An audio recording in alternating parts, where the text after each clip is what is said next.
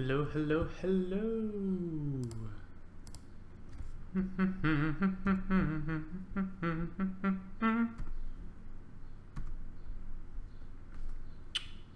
Welcome, welcome, welcome. This is Chess League TV, and we are live with a bottom board Bonanza.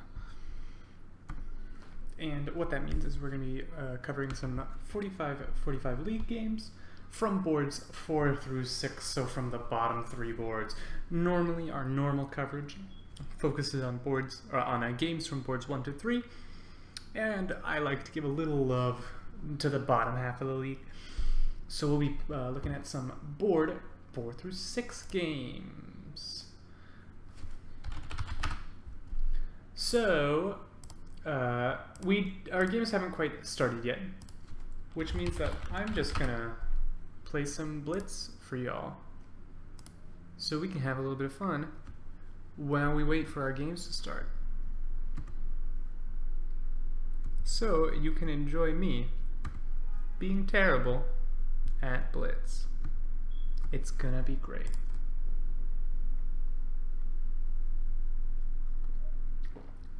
Oh yeah, by the way, I don't know why my light just does this, but it like phases out certain elements of the UI for whatever reason. So if you see like some of the boxes are gone, I don't know why. Don't know why. Couldn't tell you. Okay, we got a game versus Masaka. Masaka. Play the French. He's gonna go for the Tarrasch. Interesting. This is very theoretical. I play the closed Tarrasch. This is all main line. I get my c5 break. I'm gonna play the f6 break soon. This is all very, very normal. Yep, main line. I take, and now I'm gonna play f6. Got my break. And this is a hyper theoretical opening. My pieces are gonna come out normally.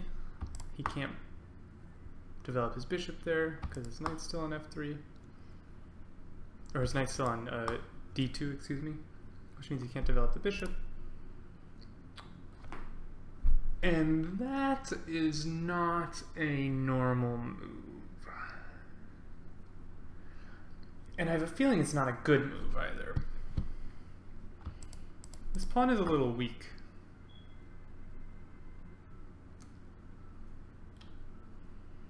I think I want to go after that pawn right away, but I'm not exactly sure how.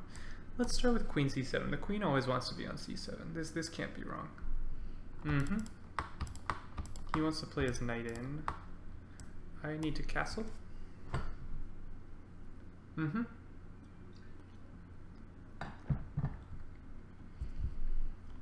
This pawn is quite weak as well. I'm not really interested in taking this.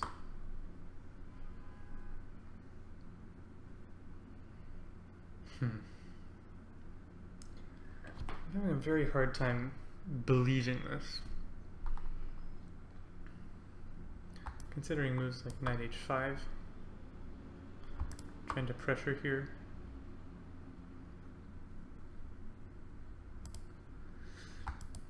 Bishop d7 is possible.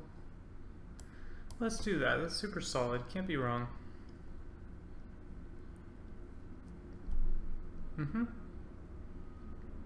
Now the bishop will come out to h5 probably. Then I'm threatening takes and takes. Makes a lot of sense. Welcome everyone. If you're joining me, this will be a bottom board Bonanza show, but currently the games have not started, so we're watching me be bad at blitz instead. Great fun. I'm trying to cancel. Get rid of my circles. Oh, there we go. Just lagging a little bit. Let's see how the stream's doing. Not dropping any frames, that's what I like to see. White's in the tank here a little bit. That makes me think that he doesn't like his position so much, because my bishop coming here is very annoying.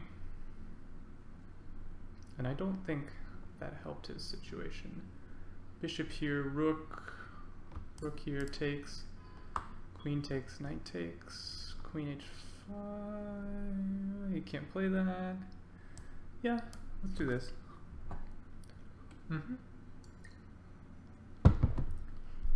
Oh, so he's planning on takes, bishop takes, and he has this defended again. I don't know though, that feels a little fragile. Yeah, I will take that. And maybe go G. No, because then there's no pressure here. On bishop takes. I could have also gone bishop here.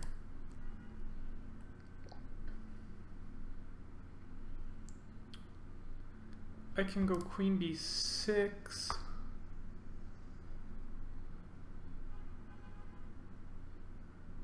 The knight coming in looks a little dangerous.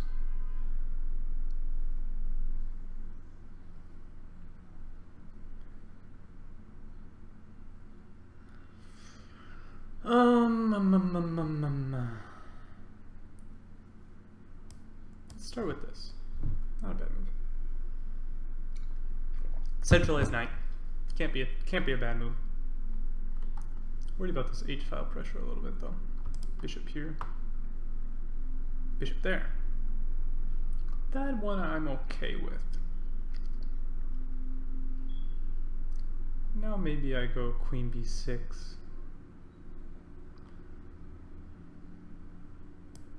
Yeah, let's start putting pressure.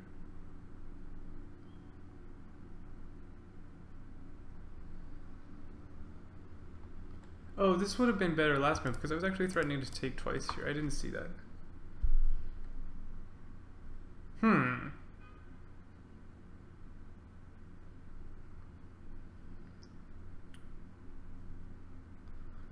That is something I missed. My position should be fine though.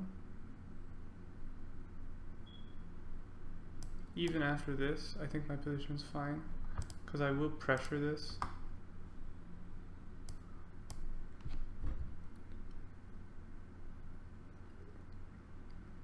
Yeah, my position should be quite playable here.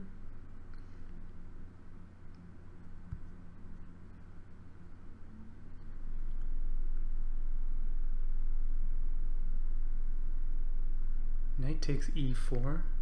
I'll have to go back. I only have 22 seconds. I can't go back right now. Bishop takes. Yeah, I can check here. Probably not good. I need to take this. Yep, but now here. This is okay for me. Because if takes... Oh, I don't have that check. I thought I did. Okay.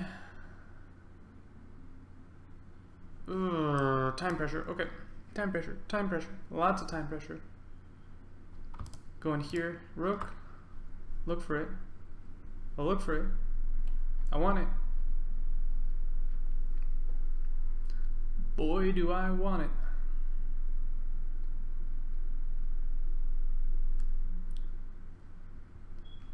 Boy, do I want it. Oh god. The time, the time, the time. Let's go here. I'm dropping this pawn. No, I'm not. I'm more clever than I thought. Which games will be covered? We'll be covering Petruchio and somebody. I will check in just a second. I'm in a lot of time pressure right now and it's stressing me out. So give me a second. I'm probably getting mated here or something. Yeah, this pawn is dropping. This was not a good move. This knight is like trapped. All in all, not a great showing from me here.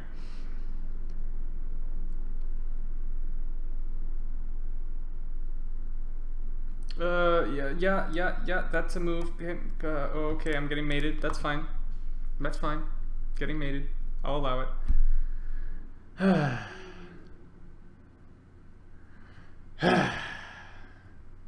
Let's see if we have any games started.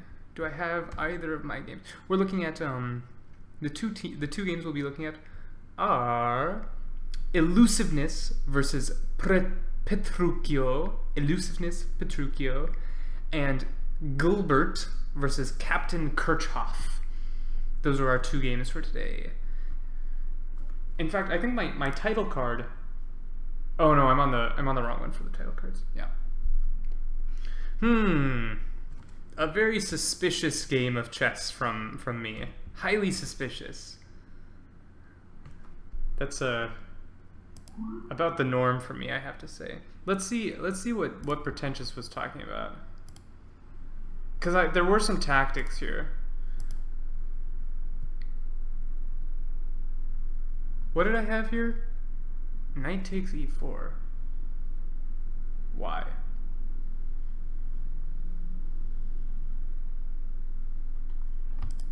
Knight takes e4 in this position? Am I missing something? Bishop skewer? What? What am I skewering? Knight takes d4. Oh, yeah. Yep, that's a winner. That is a winner chicken dinner. I knew I had something here. I really felt it. My bishop coming around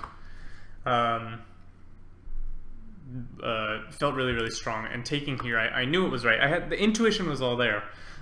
Just the tactics didn't quite back it up. Quite sad, really. Let me see. I gotta get this page on the right page.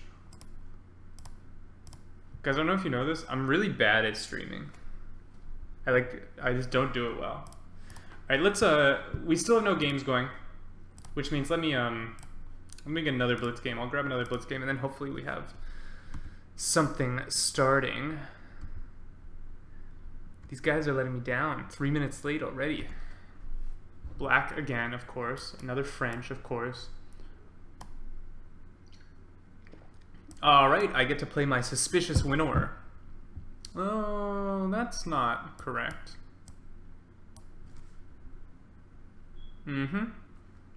This is all playable. Not good, but playable.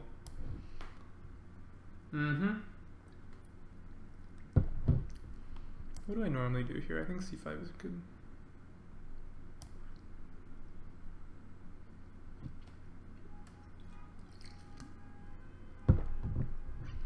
Just cracking this central formation. That I don't believe.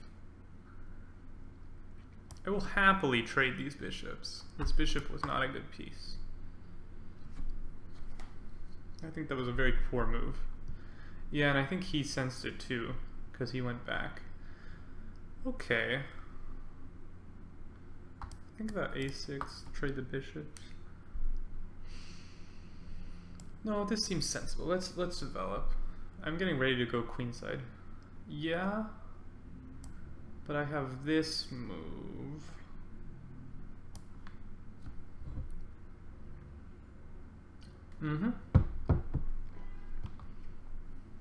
I can take here and win this. Let's do that. Strong center seems good. And my idea is if he takes, I'll bring the knight back to f5 where it'll be very strong.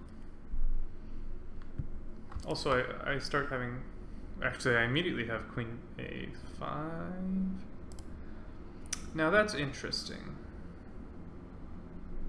Might not be good, but it's certainly interesting. I will take this with the idea of queen a5. Okay. Queen b6, question mark. Maybe 6 knight here. I escaped the pin though. Or maybe queen a5 is stronger. I'm threatening here. And the bishop. Yeah, I don't see what you're gonna do about that. If you let me take here, that's mate in 2. Knight takes, I pick that up. Let's go queen a5, it's very good. And this should be winning.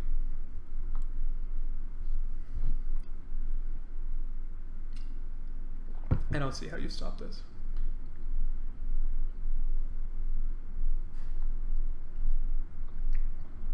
I have a double threat of mate in 2 and winning a piece. This is a disaster.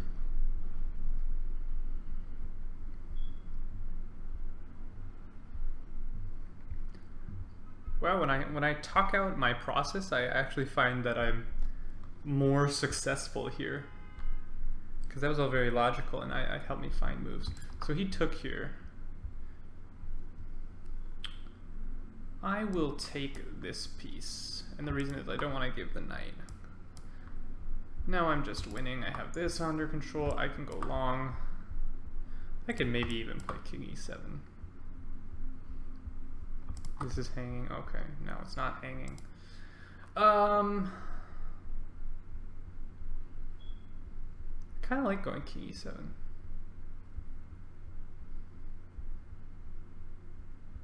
Oh, rook here is winning a piece? Question mark?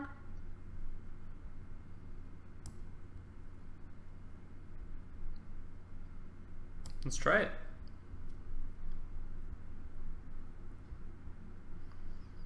Why did my opponent castle on that side? God only knows. Interesting. This is gonna still be hanging though. Let me just do... Just kidding. Not that one.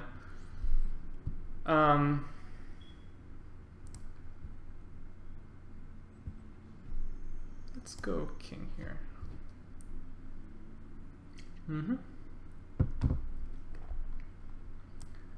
No. A6. Just driving back. I gotta play a little faster. 48 seconds. Love Gangster, I'll be watching today's boards 4 through 6 games, so we will be looking at... I said this recently. Someone versus Petruchio and Gilbert versus Captain Kirchhoff.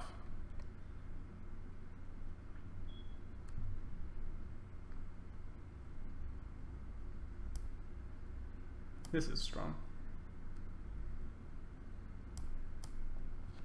Clear the square for my knight. Tactics, boys. Gilbert's game has started. Great. We'll take a look then in just a second. Yep. Thank you. I'll just take it. No need to be fancy. Just take it. Yeah, he resigns. Good game. Okay, it sounds like Gilbert's game has started, which means I must go and look at it. We must get Gilbert on the phone. Just kidding, Gilbert's not coming on the stream, but we're gonna look at his game. Ah, yes, here we go. The game has started. So let me head over to my study here. And let me head over to my, that's the elusiveness one. Oh God, that's so embarrassing. It's because I don't have it over here. Oh God, I've failed horribly. What have I done? Oh no, everything has gone wrong. The stream is a disaster. Let me fix everything. Fixing everything. I fixed that. The live board must be fixed. Oh no. There, I fixed that. I'm going back here. Oh my goodness. Oh, we made it, boys. And girls, if there are any watching. Yeah, I might invite Gilbert on the stream later. Once the game is over. Hopefully not during. That would be maybe cheating. So let's take a look at what happened in this game.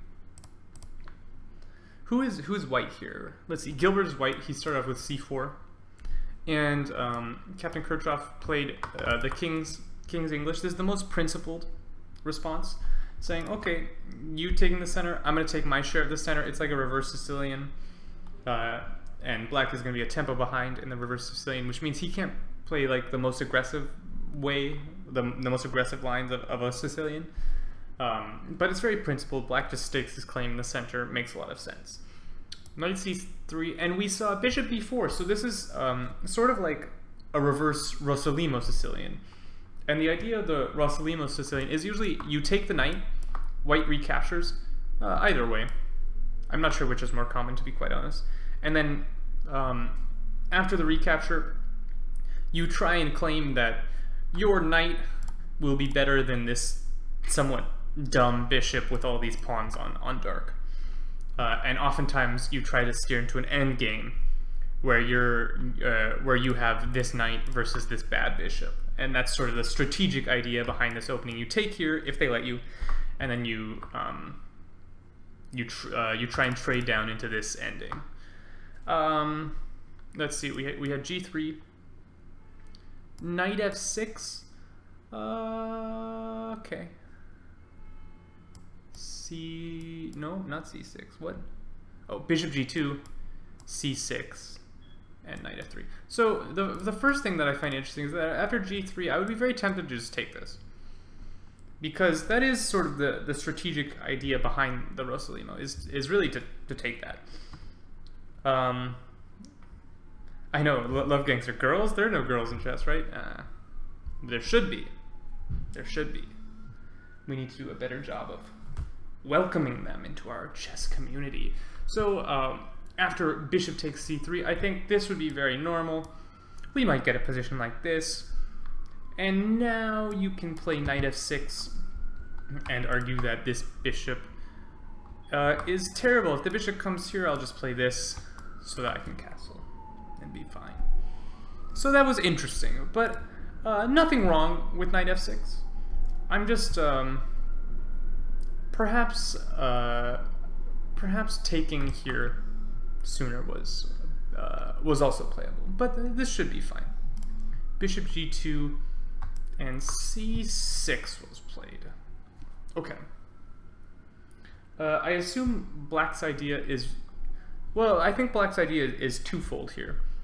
Black is blunting the bishop along this diagonal. When you put two pawns on the same color, that bishop really has a hard time getting going. So he is really stopping the bishop along that diagonal.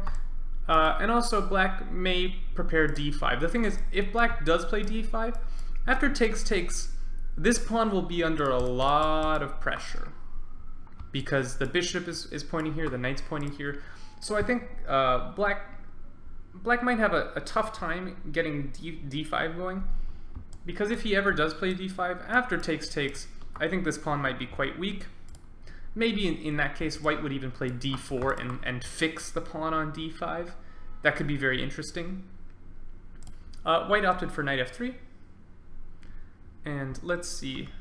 And now Captain Kirchhoff is deep in thought. So we have caught up with the game here. This still seems like a fairly standard position that we might see in a normal game of chess. Sorry, just clicking around, seeing if Petruchio has started. Looks like Petruchio has not started his game versus elusiveness. So this position is quite interesting. It vaguely, white has this sort of Catalan or ready bishop. However, black has basically said your bishop is not going to be very useful. I think it might be a little bit challenging to get my leg squared bishop into the game, because that's maybe not. I changed my mind. I was gonna say I don't really want to play d6, but d6 is quite a flexible move. White oftentimes will be playing moves like d3 and e3 and get this sort of snake-like structure, and black's going to get the same snake-like structure coming across the other way. And that sort of shows you where each side is trying to expand. Black is expanding towards the king side. White is expanding towards the queen side, pressuring the queen side. This bishop does feel a little bit misplaced to me. If black is not going to take this knight, I would argue the bishop should not be on b4. So for black's move here, I would consider taking this knight, definitely.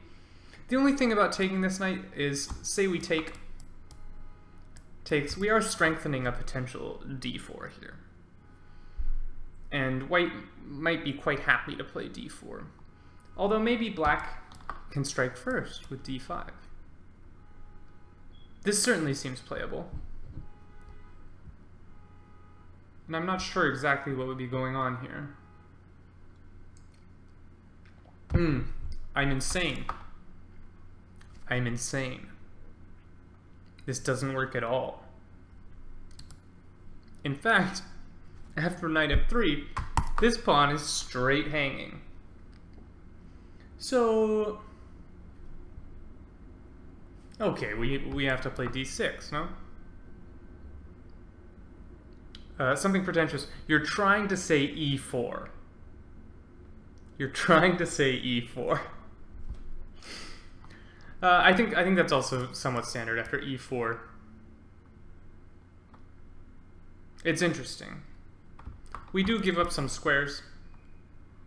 So perhaps knight here. Or even if I want to try and put pressure, I can go knight here. But then d5 will come. And this looks like quite a normal position. Black has a strong center, but it's arguable that perhaps he's a little bit overextended here. Although this knight isn't exactly on the best square in the world either. After knight g5, d5, I can go, oh, I don't know. There's a lot of things to look at. I'm looking at takes, d3.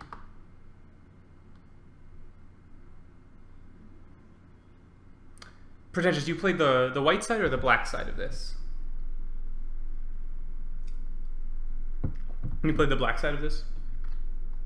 I assume because Gilbert has the white side of this. Yeah, I mean, this looks playable. It feels to me like black is a little bit overextended. However, I'm not confident in that assessment. Let's examine a little bit here. After like CD, perhaps I go c4 and just say I'm really going to undermine this center, because now I am threatening to go takes and takes.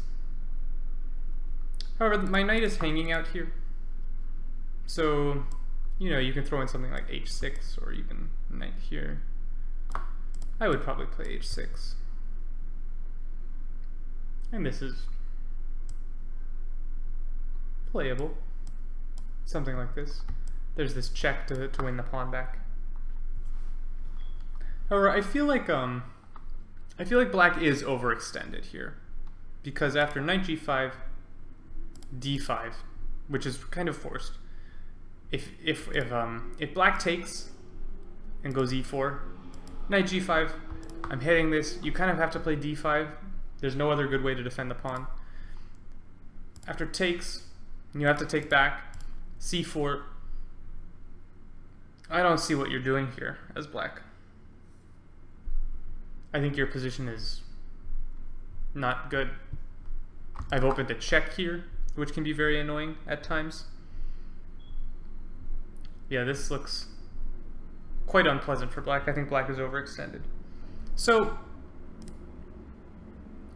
perhaps, perhaps taking here is not good. Perhaps we just play d6 first. Oh, so many arrows. And this looks like a very normal move. Just play d6. Or we can even go takes, takes, and play d6 if we want. But then we're allowing white to play d4. White has very good play.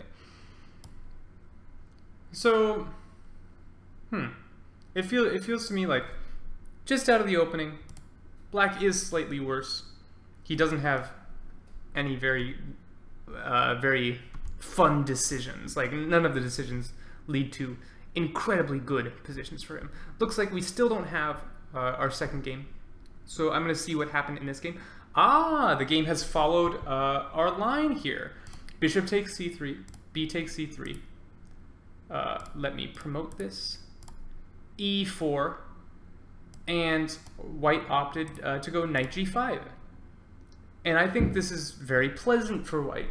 I do not see another move for black other than d5.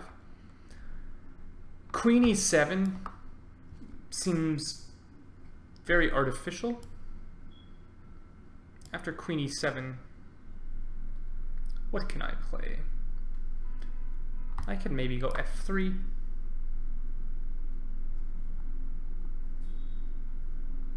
Queen c2 is another option. Basically, you're going to be playing d5 no matter what. And I'm not sure the queen is any better on e7 than she was on d8. If we look at something like queen e7, queen c2, here d5 is forced again because the pawn is hanging again. So something like d5 takes, and again I can go c4. And this again looks quite pleasant for white. But I was correct. Black did not choose queen e7. Black went for d5. And here we've looked at what happens after white's c takes d5. I also want to explore another option for white, which is d3. Another interesting try here. And my point is, I'm just going to really hit this pawn chain with all I got. And these are moves you have to look for in these positions. You have to look at any sort of pawn breaks, d3, f3, and c takes d5 followed by c4 are the pawn breaks. And those are really what we need to be looking for when our opponent has established a strong precedent in the center. We need to kill that precedence. And we do that by breaking down his center with pawns. So after d3, perhaps again h6 is playable, or even something like knight g5 hitting, or knight g4, excuse me, hitting the knight. Although again, I'm not sure that our knight is any better on g4 than it was on f6. The knight on g4 could become a target. But I think after something like h6, knight h3, if we take here,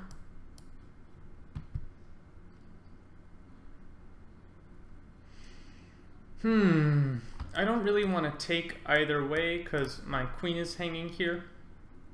Not hanging, but my queen will be allowed to be traded off and force the king to take, losing castling rights. So I think perhaps d3 is not as strong. I would instead, in this position, d3 doesn't look good to me. I don't like the positions I'm getting. So I would go cd5. And after cd5, I would go c4.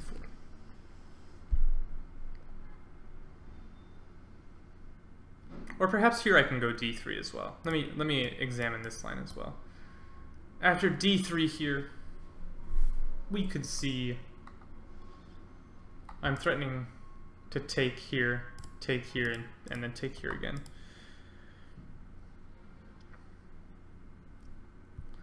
It's not clear exactly what black is doing here.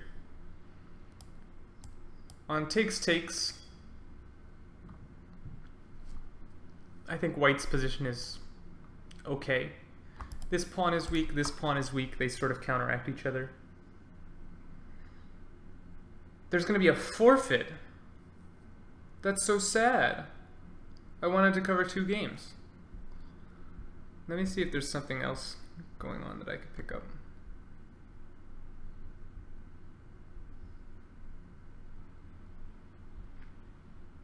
I could pick up this board 3 game.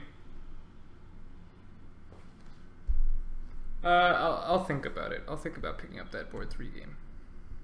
Sad to hear about that forfeit. Yeah, I was looking at Chenis and Rivov.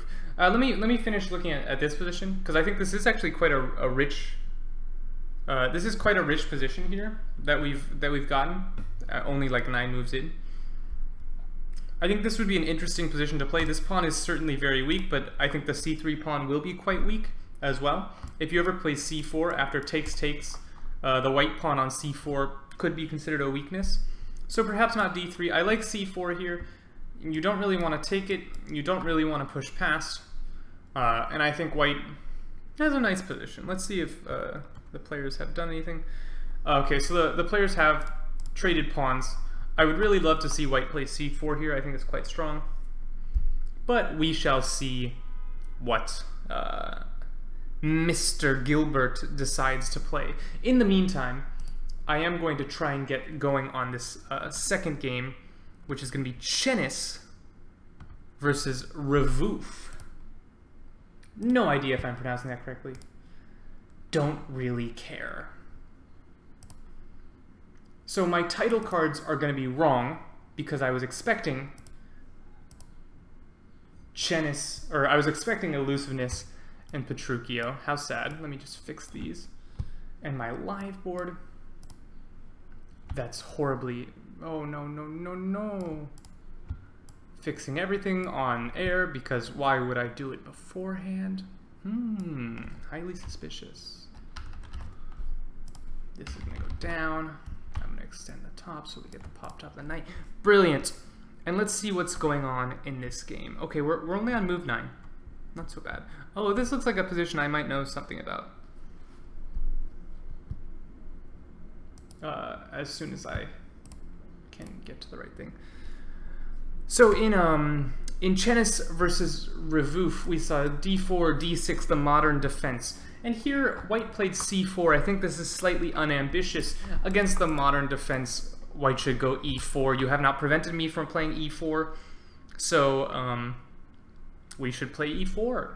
I think this is clearly the best way to play because, and the reason for this is after c4, which was played in the game, you do let me go knight f6, and now we're probably going to play a King's Indian, and I think the King's Indian is more solid than the modern. I'm actually very suspicious of the modern. I don't think it's a very good opening, and so letting black transpose back into a King's Indian feels wrong for me because I think black does not deserve to get a King's Indian. However, black here plays c6. If he played g6, we would have a King's Indian. Everything would be normal. But I see c6 here. I'm not sure what this is. I don't think this is really a Pirk's defense. Pirk's, I don't know how to pronounce that. I'm not exactly sure what qualifies a Pirk's defense. I know it's some combination of these moves. I don't know if c6 is included. This may be a Pirk's, it may not be a Pirk's. Oh, I see something that I didn't like in this game. We'll get to it. White played knight f3, bishop g4.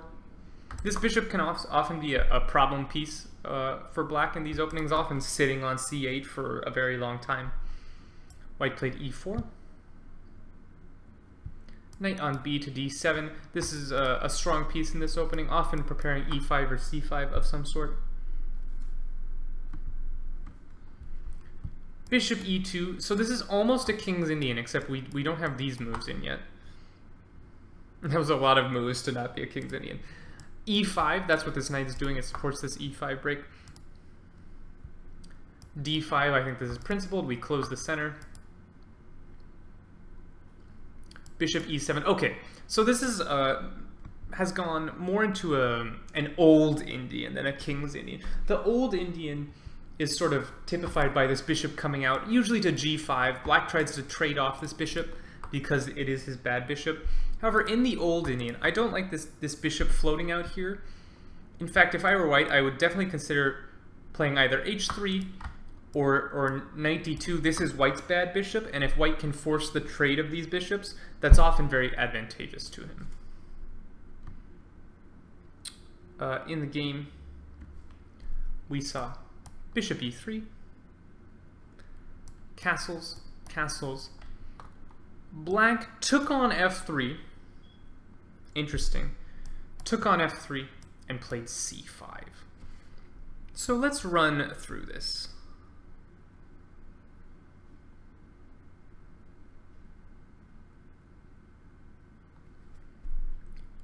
Okay, I'm gonna rush this.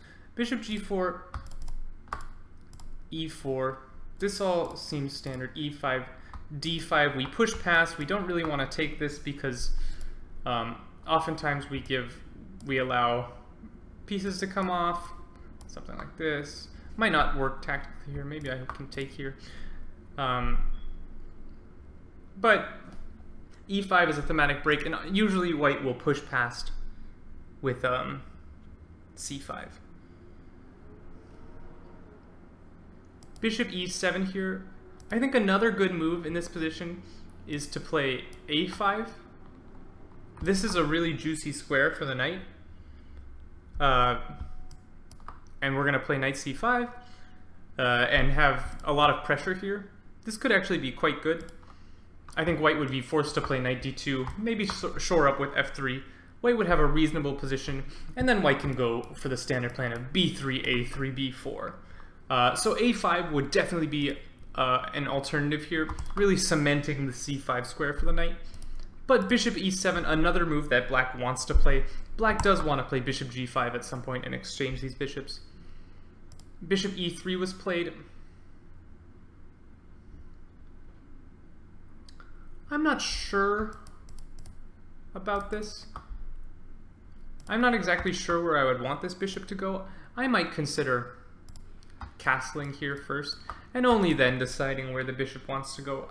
I personally don't know exactly where I'd like to put that bishop yet, especially when f3 has not been played. There are ideas of perhaps going knight g4. But okay, bishop e3. This is normal. We're developing a piece. Sounds good. Both sides castled. Again, I think black should be playing a5 here. I really want to secure this square before b4 is played. But castling is also good. And here black took on f3 immediately. Oh, that brings me to my other point. I think white could have seriously considered playing knight d2 here. And the reason is this bishop is often quite bad in these structures. And the option to trade this piece off can be very good for white. Because after takes, I've traded off my worst piece. You're not trading off this piece yet. And here I can get ready to play on the queen side, or maybe the immediate b4. And I think I'm ready to get going with my play, and I've traded off my worst piece. So I think knight d2 needed to be considered for white here. However, white castled, and black took here, which is interesting. This is certainly interesting. Black's idea is, this piece is so bad. Black's just saying, I'll give you the two bishops, but this piece is going to be so bad that that my knights will be better than it. And black can start thinking about things like, not immediately of course, but knight h5, f5, maybe go a5, put the knight here. All of this makes sense. However, if you put the knight here immediately, I might take it and argue the same thing, that this piece is so bad that trading my knight, or my bishop for your knight is a good trade, leaving you with this really terrible piece. So I actually sort of like black's move here, and it's not a move I'm normally fond of in these structures. Black played c5, and his point is, this bishop is really bad. White would like to find a way to activate it, and the normal way to activate this piece is you play c5 and it grows along this diagonal. So when black shuts down white's c5, black is basically saying, okay, your bishop is really actually going to be terrible for forever. I'm never going to let you break open on the light squares. However, c5 does have a really big drawback in that this square was the knight's home. And after c5, I don't know where this knight is going. This knight is quite sad right now. b6 is not a good home for this knight. So I'm not sure what we're going to be doing with our knight here on d7. In fact, I could argue that the badness of this bishop is really made up for by the badness of black's knight. And I do like white's position here. He has the two bishops. He has a lot of space. Black just shut his knight out of the game. So I think white is better here. I would have much preferred to see something like a5, b6, and knight c5. Something along those lines. Maybe not in that order. Or we could start going for our other plan of bishop g5 with something like knight e8 and bishop g5. I think both of those were better ideas for black. Let me see if there's been any more moves made in this game. There probably have. After c5, white played rook c1. I would dub this move suspicious. And the reason I would dub this move suspicious is I do not see the rook doing anything here. What I would really have loved to see here is rook b1. And it's about the pawn breaks again. The position is very, very closed.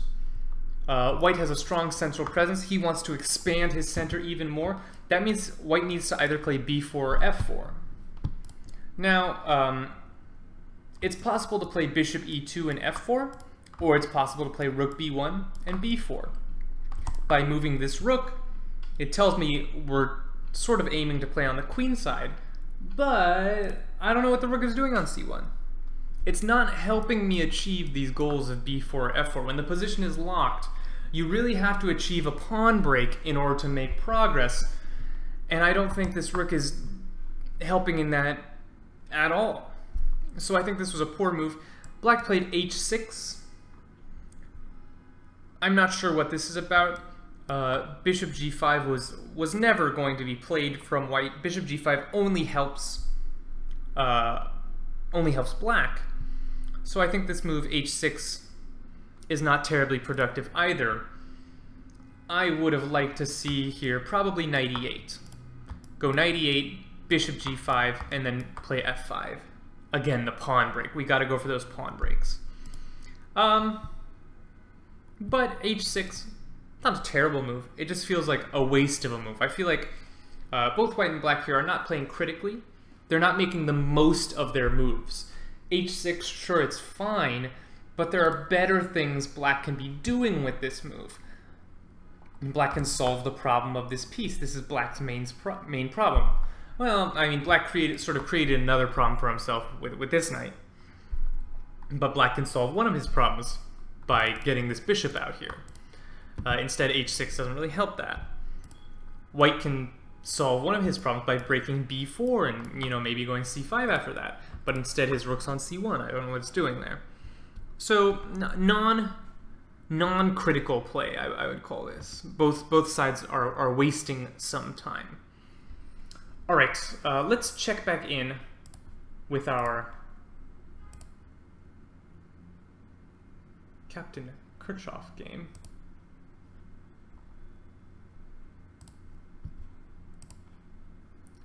Let me fix this very quickly. It looks like my player boards are sad. Okay, so after... some of this was not played. So c takes d5, c takes d5, that was where we left this. And I was really advocating for c4 here for white. It was played! Nicely done, Gilbert.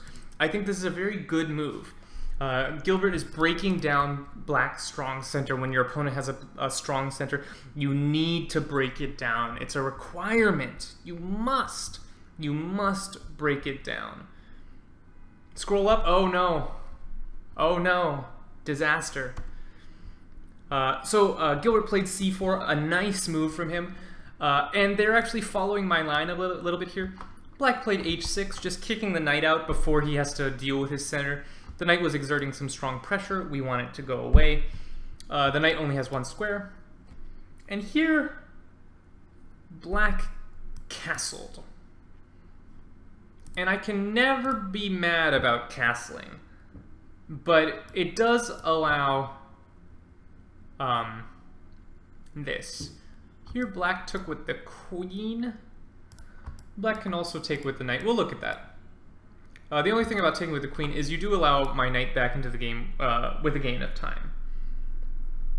So let's take a look here. After knight h3, this position is quite critical already. It is possible, excuse me, for black to play d4 here. And black's pawns are very deep. Nothing's hanging here, though. So I wonder if this is a playable position.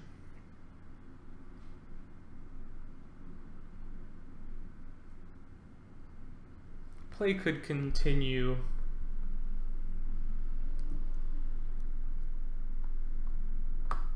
d3. Again, I want to break this down. And if you take, this pawn will be quite weak on d4, so I think you cannot take. If you push past, I have takes, takes, takes. So this this does look like black has overextended here. I don't see much for black to do here.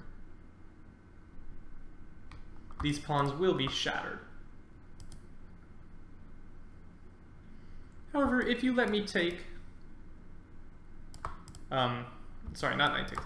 If you just castle and I take here, these pawns are a little bit weak, but white is a pawn up, and I would call this quite good for white. So perhaps Captain Kirchhoff is wiser than me. He chose not to push forward with d4, which leaves these pawns very, very vulnerable to being broken. In fact, I think d3 here is very, very strong. And instead, he chose to just castle, which I can't argue with too much. White logically took, and again, black took with the queen. Not sure about this. I think the knight is quite good here. Oh, of course, it hangs. No, it doesn't. Doesn't hang. Not hanging. Not hanging. So, a wild journey of discovery and tactics. In this position, this knight is a little out here.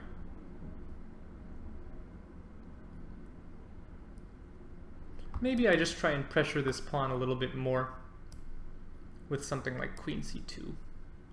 Queen c2.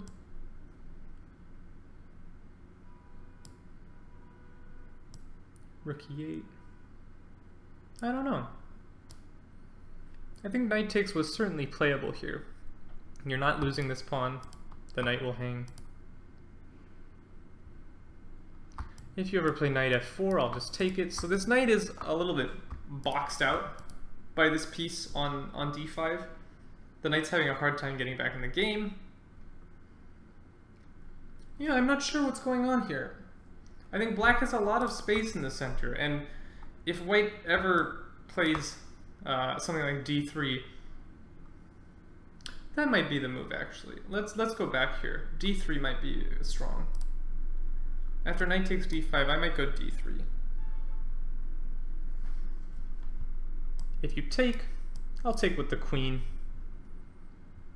This is a somewhat normal position. I'm very happy with my two bishops. The position is wide open, and this could be quite strong. So after knight takes d5, d3, I think it's difficult to maintain this pawn.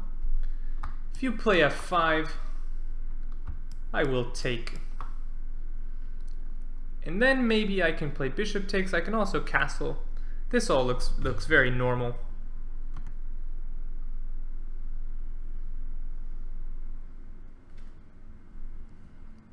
We also had a suggestion. Oh, after d4, bishop a3, e3. Crazy. Yeah, I wouldn't get into this. I would just play d3. I think white is just positionally better here.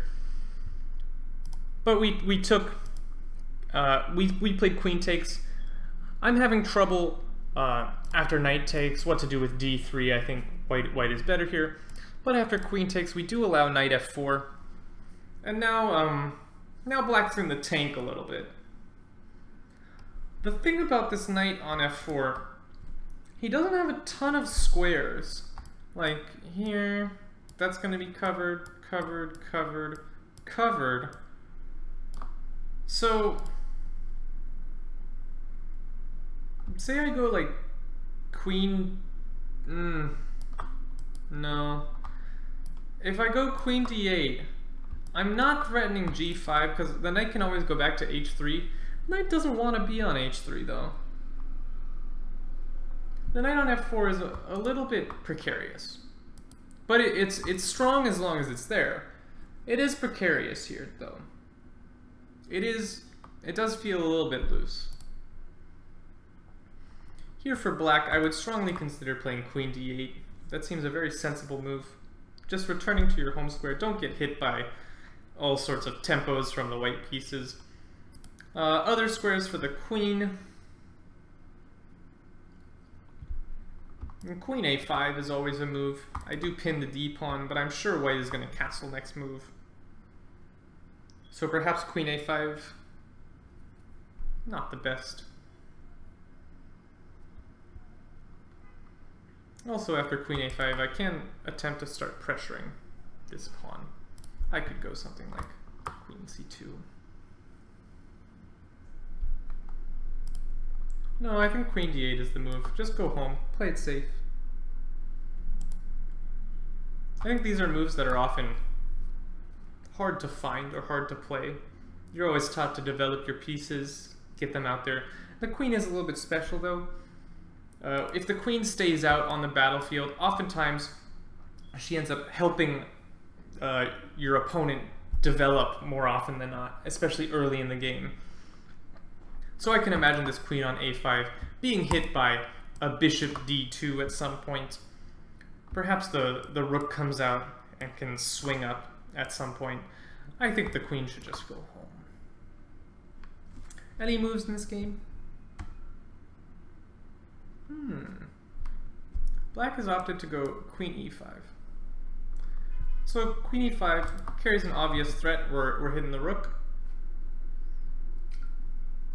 I don't know about this though. I don't know.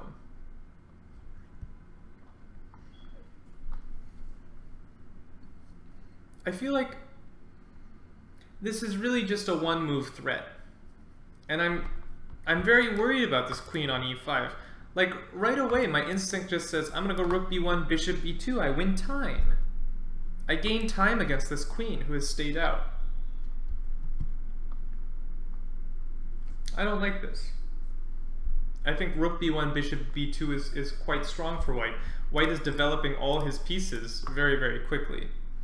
Black's pieces are still at home. This bishop will be very strong. This bishop will be very strong. This bishop is unopposed as well, pointing straight at the king. That's quite scary. That's a scary piece. So rook b1 played by Gilbert. I like Gilbert's play so far. I think he's played very, very incisively. He broke down black's center. He has a nice bishop here. He's getting all his pieces out to very good squares. This bishop is coming straight here. That's a great square for the bishop. I like Gilbert's play a lot. I think he's playing very, very strong, logical chess.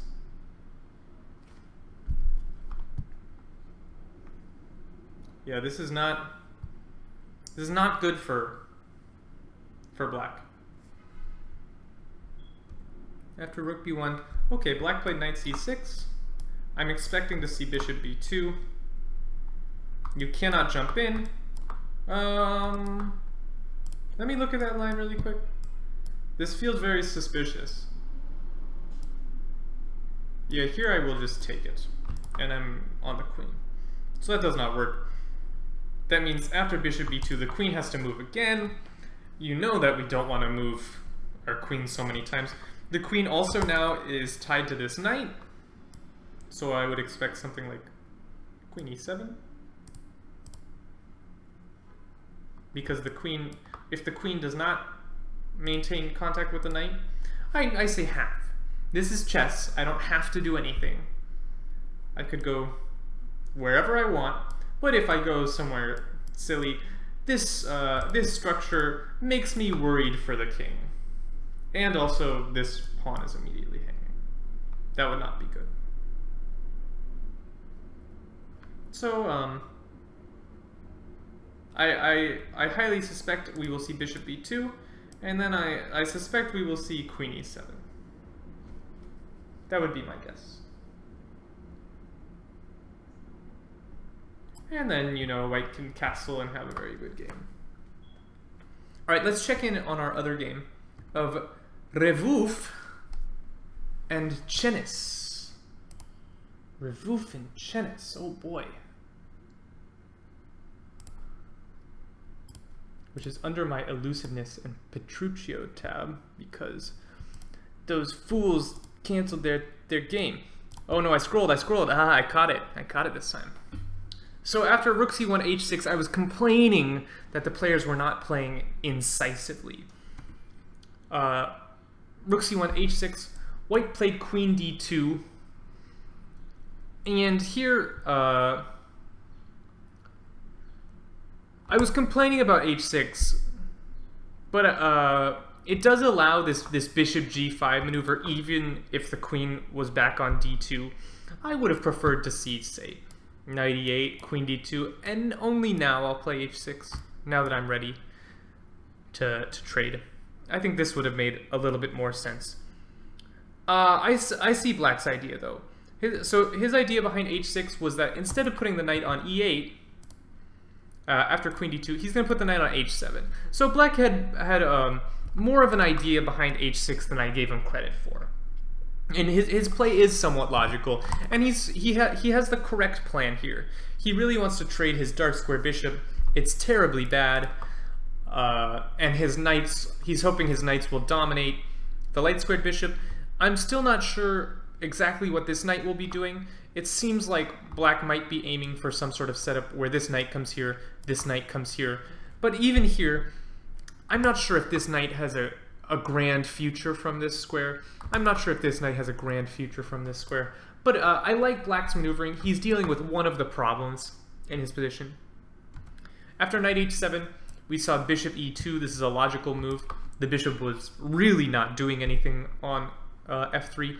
Here, at some point, maybe I can play b4 and c5, and the bishop might come to life. Also, I clear the way for an f3 if I need to support my e4 pawn. And Black followed through on his plan. Very good. Good play.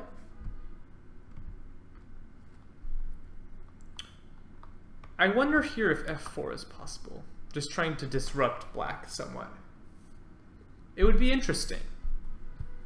Maybe not good, but certainly interesting. f4 is something here. White chose a3, and White's going to play for b4.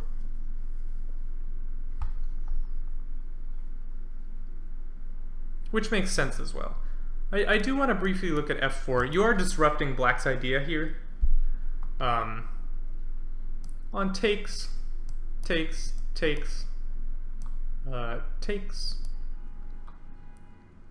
Okay. I do have some activity here on the f-file.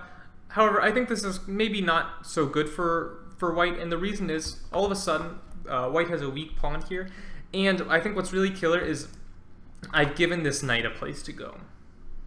So I think f4 is actually not a good idea, not a good suggestion from me, and the reason is I don't want to give up this square. The knight currently is not a world beater, not a thoroughbred back here, and so I think I don't want to give him somewhere to go. So I like a3.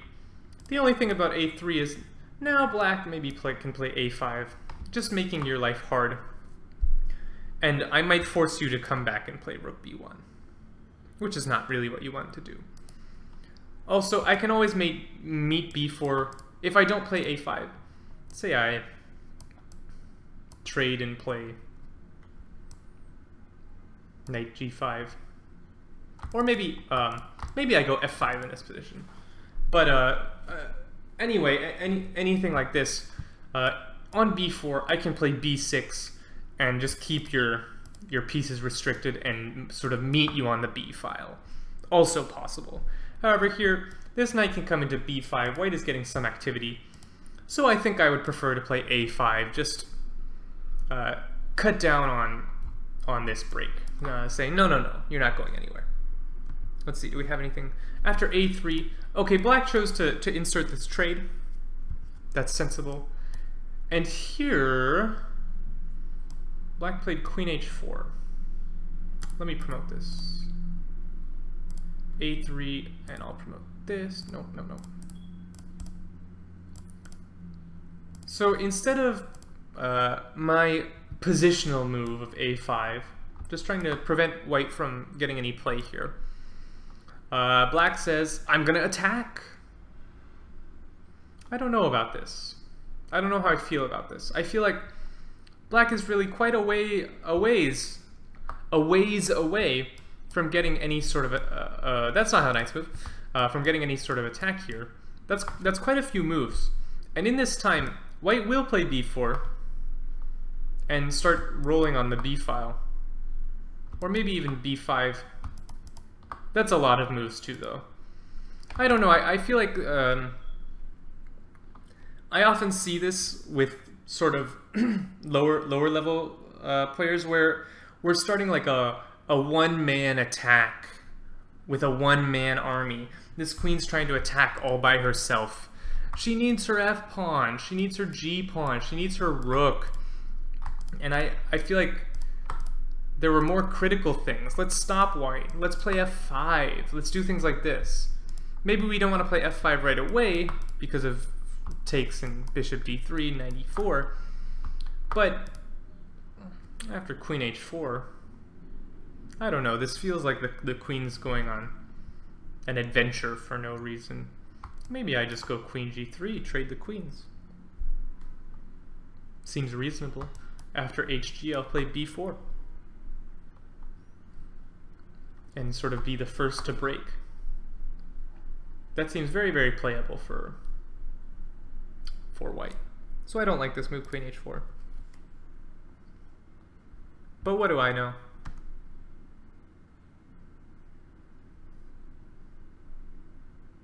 Maybe white can play b4 anyways after a5. It's an interesting idea. I didn't think this was very good. And my point was, I can now come in on the a file.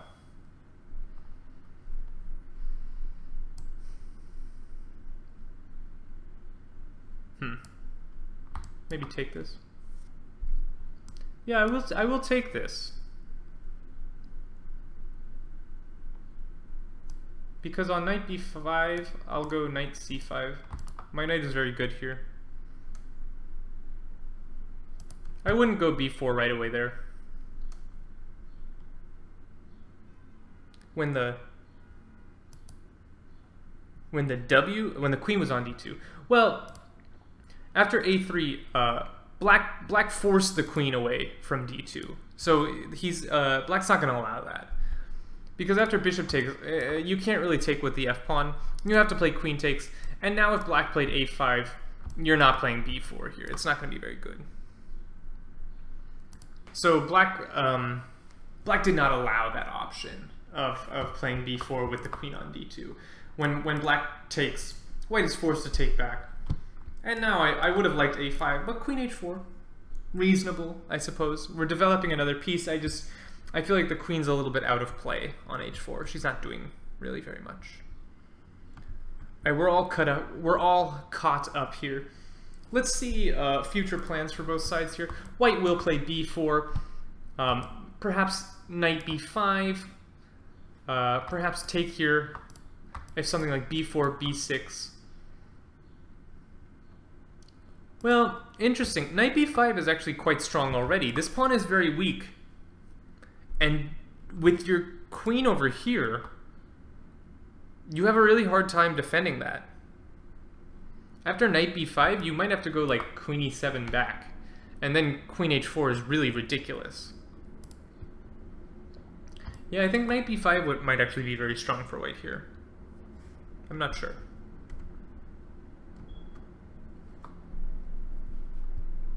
It's certainly possible. White can also go b4, totally ignore this queen. White can go queen g3, offer the endgame.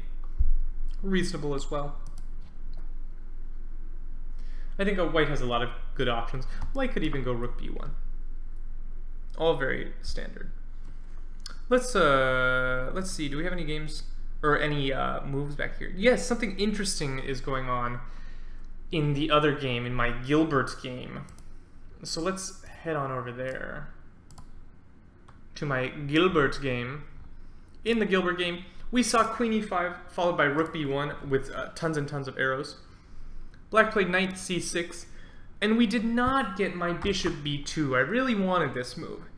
I think this move makes so much sense. We're developing with time. I love developing with time. Instead, we castled. I can't argue with castling. It must be a good move. I can always throw this in. I can always throw that in. Black played rook b8. His idea is he needs to develop this piece, but the pawn would hang. Also, his queen's still ridiculous. But rook b8, he is trying to develop all his pieces, and so this is vaguely sensible. And now white broke the center with d3. I might have liked to see this and only then d3. My point is here, queen e7. Now I go d3. My position is amazing. I just gained an extra tempo. But okay, d3 immediately. Black played bishop f5. This feels very fragile. This whole setup feels very, very fragile. And I want to see if I can take advantage of this somehow. Like, in this sort of position, this is where I start looking for tactics. Because this feels just very, very fabricated almost. Like, this piece is loose, this queen is a target, this knight will come under pressure. I'm going to start the same way. This square is very juicy. And if I take here, no, I don't have this square. I don't believe in this at all, but I'm having trouble refuting it.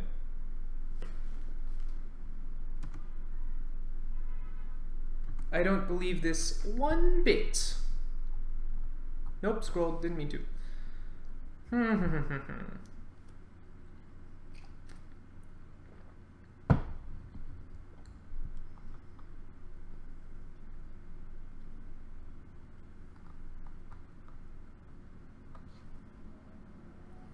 Perhaps there's no tactics. It somewhat surprises me. This piece is loose. Oh, I have an idea. That's a skewer square. So maybe I can go something like queen a4 and threaten this.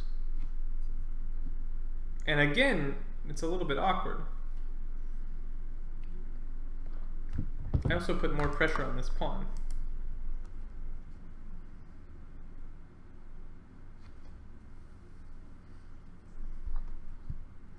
I have 3 attackers, there's 3 defenders. But I can always take this to win the pawn. Yeah, so after rook e8, takes, I've won a pawn. This is something. This is definitely something. So let's go back. Bishop b2. I think queen e7 is forced. I think any other square for the queen is absolutely ridiculous. So queen e7. Queen a4. I'm threatening to take this. I'm threatening here. I think you need to play rook e8. I don't see what else you're doing. But then I'm winning a pawn. So I think white actually had an interesting opportunity there. Perhaps winning a pawn. Very instructive. So I think this is an important idea. When I see this move bishop f5, I'm like, this can't possibly work. This piece is ridiculous. As soon as the queen moves, which I can force it to move, this piece is going to be undefended. Everything isn't working. This pawn is very, very loose. Right now it's defended 3 times, only attacked twice, but I can force one of the defenders to move and then take one of the defenders. So really the pawn's only defended twice, and from there, I just see all these signs that point to tactics. And I think this is a really crucial ability to have in games, is looking for the signs that point to tactics. Here, this queen in the middle, exposed, this knight that can be attacked, this bishop that's loose, this pawn that's loose, all point to tactics for me. And it wasn't even that hard. I just attacked the queen, and then I pile on the pawn while making another threat. And I think this would give white a pleasant advantage. Maybe not winning here, but this is a pleasant position. Very pleasant. Next move, I can even go here with an outpost.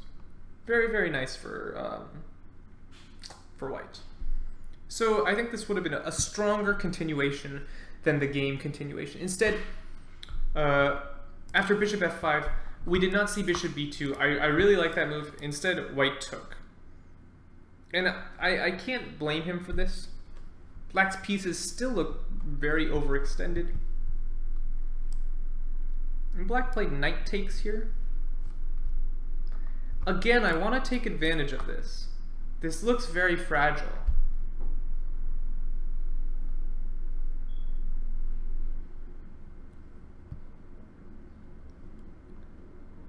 Like, I'm starting to have g4 ideas, trying to undermine the knight.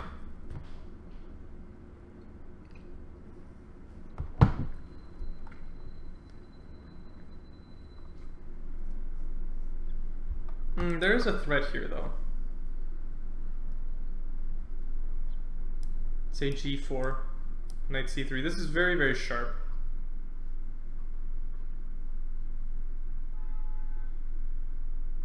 Yeah, I don't know what's going on here.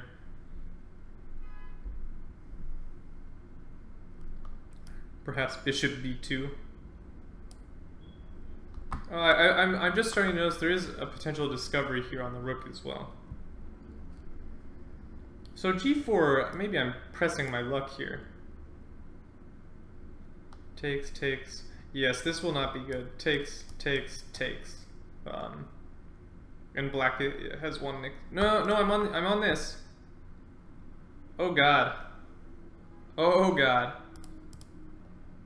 Let's go back, because this is very, very sharp. g4, knight c3. I think bishop b2 is correct. And here maybe I just take this guy, because this will be hanging. Yeah, this is better. And black is doing very well here. So g4 is over-ambitious. I'm over-ambitious. I want too much. Let's not go g4. Maybe I can try this one. Poke the queen. Ask the queen where she's going.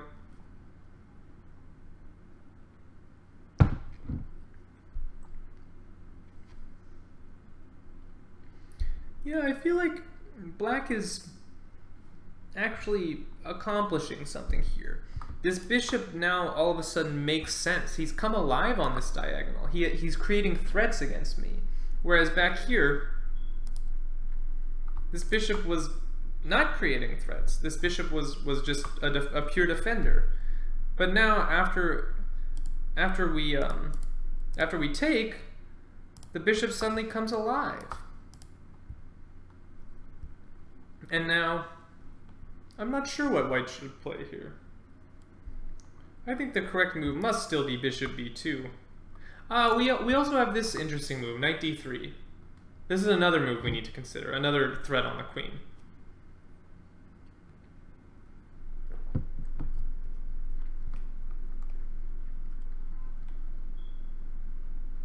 Crazy, crazy stuff.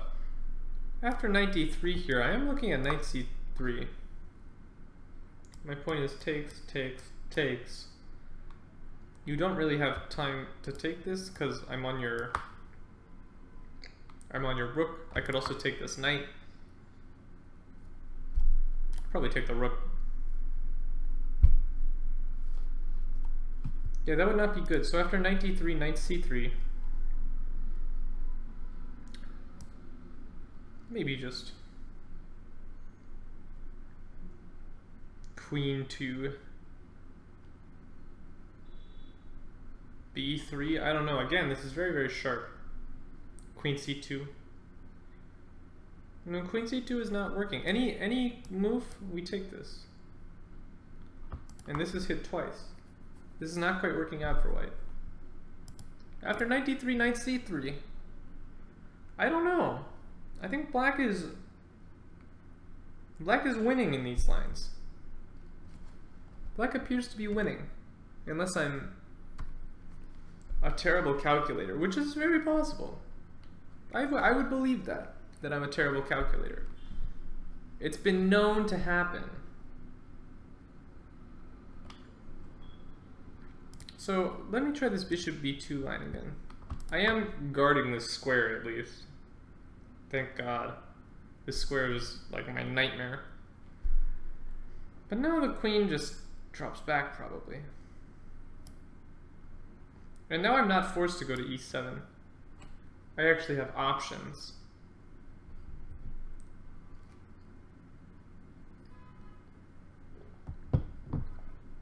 e7 might still be best though. Ah, the knight can come in. Queen c7. Leaves this knight a little bit unprotected. I would be a little bit scared. And this bishop is unprotected. After queen c7, I might have a move like this. Hitting this again. I don't know, again, this is very complex. So bishop b2, I don't like queen c7. I want to maintain contact with these pieces. It's actually somewhat difficult to maintain contact with this bishop. Take queen a5.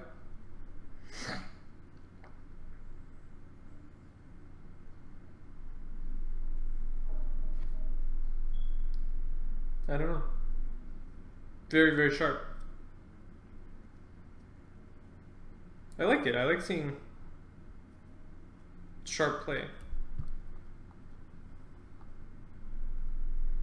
The problem I'm running into is this knight is going to land here now. Possibly.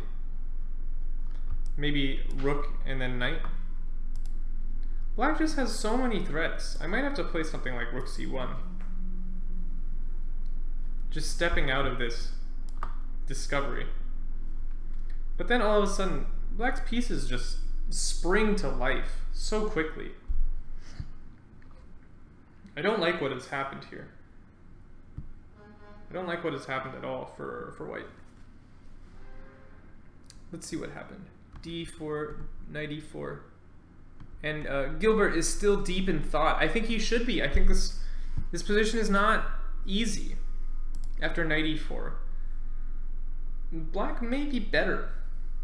I'm having a hard time moving for white, quite honestly. I'm having a hard time making a good move. Maybe I need something a little bit more prophylactic. Maybe I need to play something like rook b3. Although that does not guard that square, which could still be a problem. Rook b3, rook d8. Yeah, this queen is very low on squares here as well. I don't like this at all.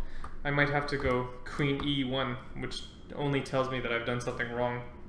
Queen e1, not a move you want to be playing. What else could white try here? I don't think knight d3 works. Bishop b2 is unclear, but looks pretty good for black.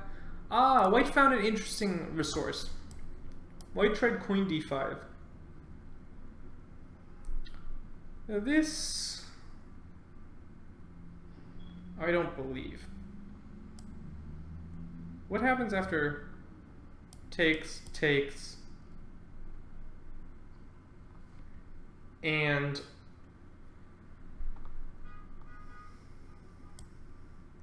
takes?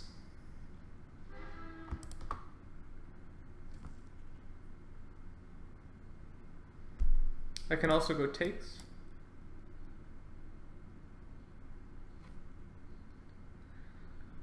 Seems good for black. I like this one because if you play rook takes, there's never any discovery with the bishop.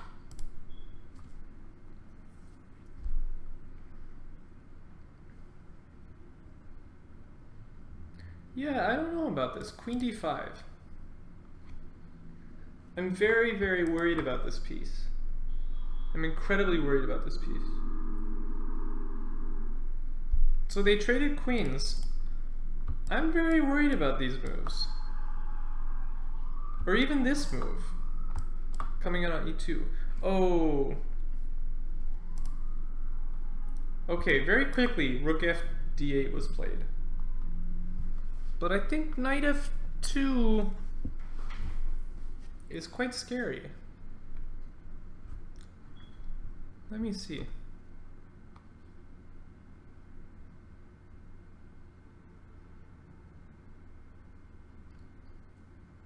Oh, we had a long line there. Let me examine this line. This is before queen d5 in that sort of critical position. We were looking at knight d3, knight c3, knight takes e5, knight takes e1, knight takes c6.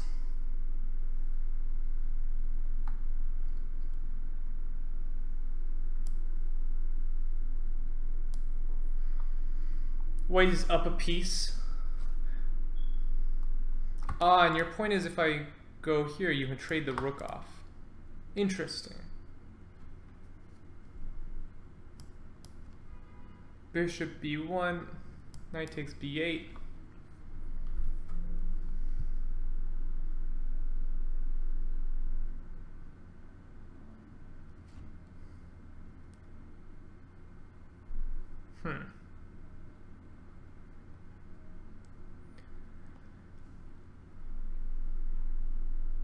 White is actually winning here.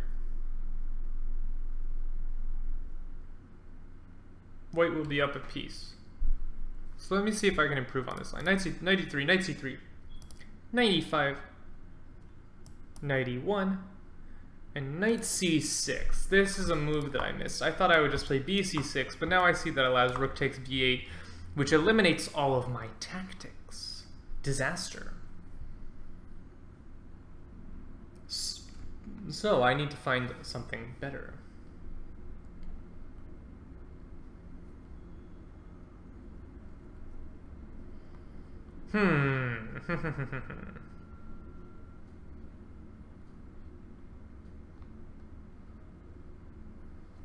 Maybe I don't have anything better. Maybe this is very playable.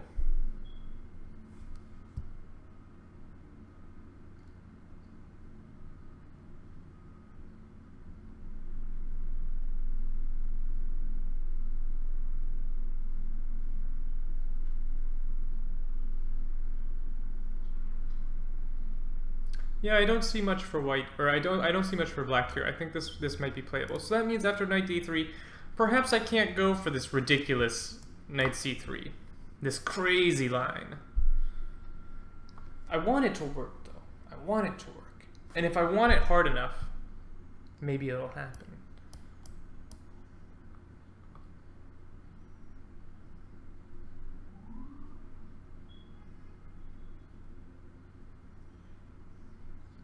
Am I too crazy? Can I give away my queen? Is that too crazy? It might be too crazy. I'm willing to believe it's too crazy.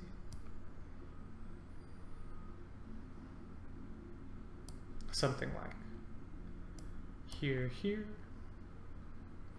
I have a feeling that some combination of these pieces will be picked off, which leads me to believe that this is not correct.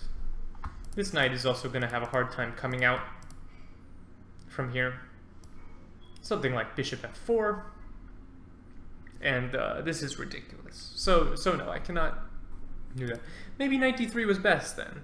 Because if I have to move the queen, all of a sudden my pieces as white, or at least I'm not even losing. So this would probably save white some material here. Yeah, I missed this idea. After knight c3, I thought black was doing quite well, but I missed this move, knight takes c6, which is quite bad of me because it's a capture, and we know that we look for checks, captures, and threats. This was a move I needed to look at.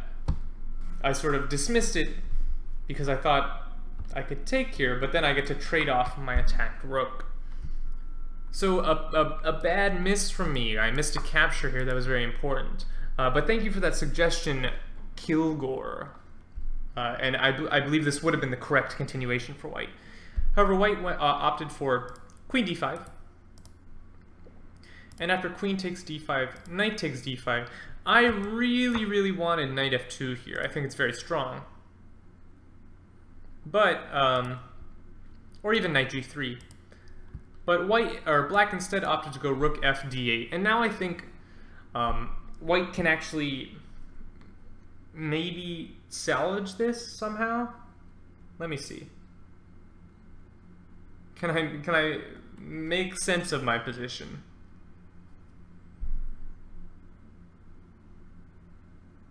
The answer might be no. I still can't make sense of my position. I wanted to take this, but that hits here and here. Whew.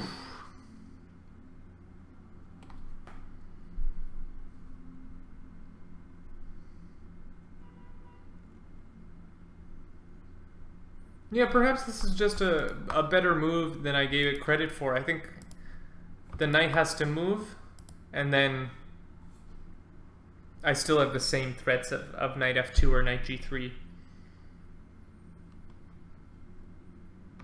This cannot be good. Just a6 probably.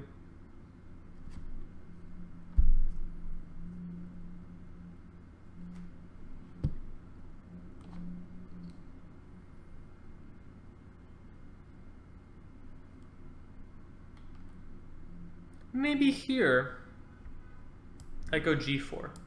Here's my moment. Here I go g4. This is what I gotta play as white. It doesn't even work. I just drop back.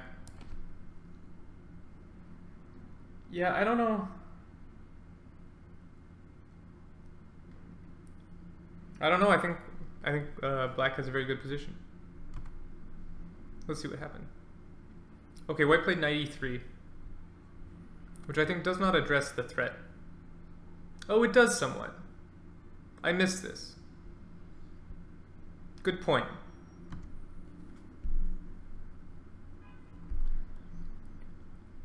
So, yeah, if you play f3, I thought about that. I didn't like it, and the reason was, after f3, I will take this. Oh, I can't do that. Foolish me.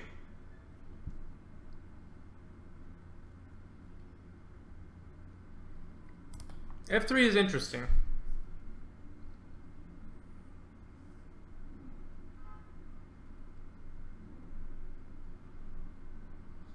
f3 might have been playable as well. White came up with another idea, which was knight e3, intending to meet anything like this with knight f5. I wonder if this is playable though. Knight c3. And then on knight f5 I'll take the rook, but you will win the material back here. And that might be okay for white. Let's take a look at that. After knight c3, white will take here, and if you take here, bishop f4 hits the rook, hits the knight. But do I have this move?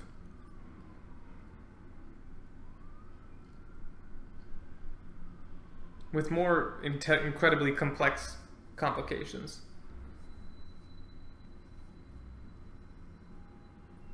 Here I have no idea what's happening. None whatsoever.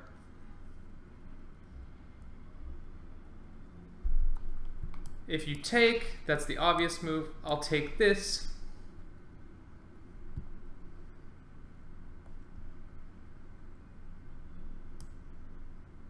Bishop here. Rook here.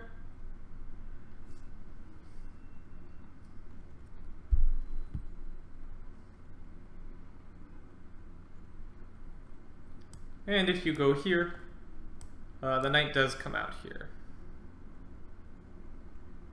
So I think black would be better in this line. After knight e3, knight c3. You can't really take this, because after takes, takes. Maybe you can try and trap this knight. Bishop b2. Ah, there's an idea. No, I just come out here. It doesn't work. So knight e3, if black finds knight c3, I think this is very strong. Perhaps white can go rook b2, also defends e2.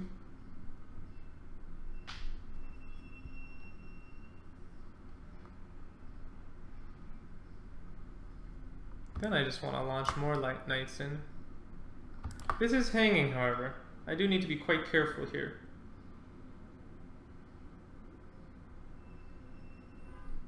Rook b2.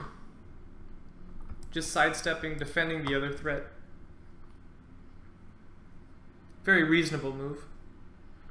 I didn't come here to play reasonable chess.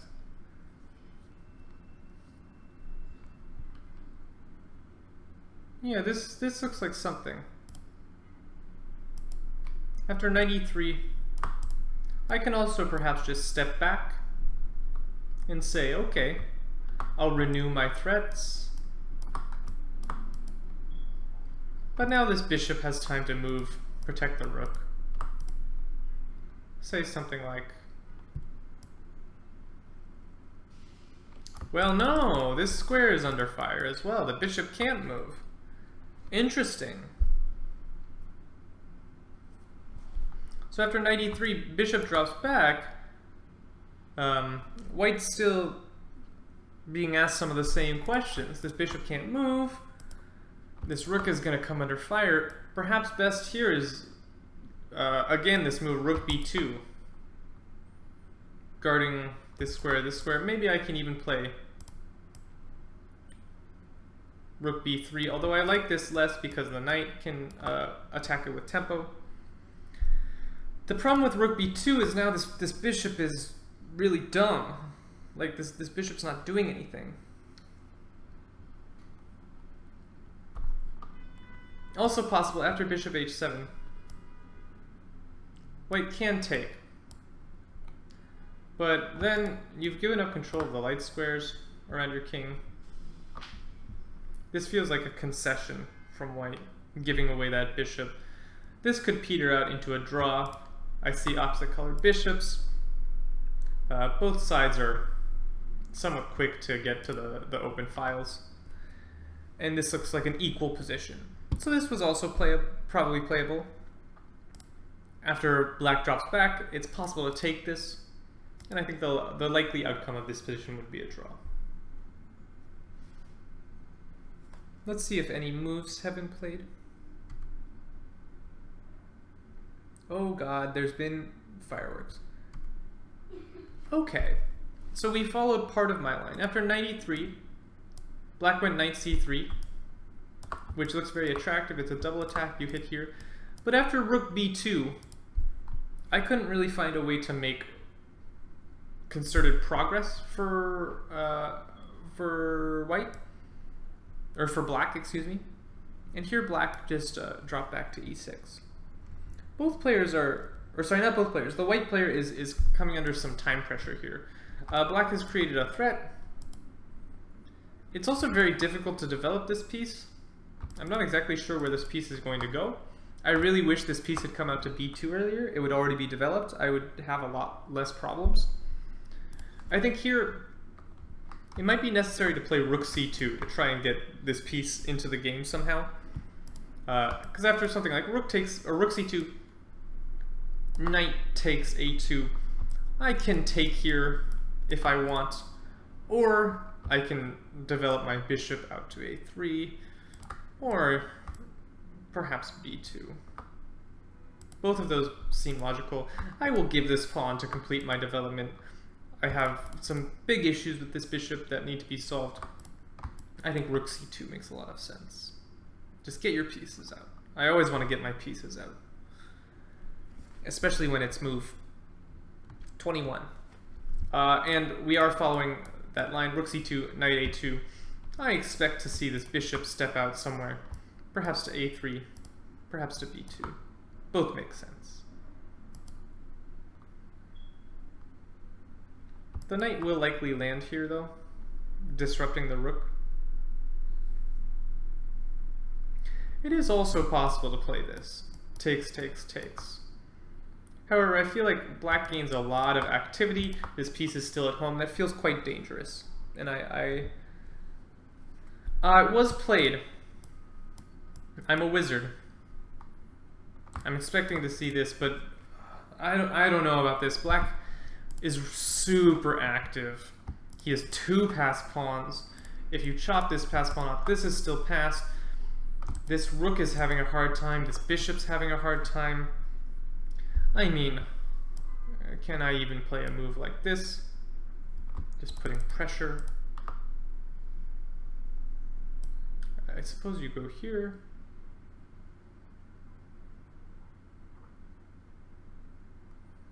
This will be okay. Perhaps rook b1 is not a good move. Let me promote this. Rook b2. Rook b2, bishop b6, rook c2, knight a2, bishop c6, bc6. I expect to see rook c6. Yeah, rook c6. And I think this is very good for black. Active rooks, nice bishop.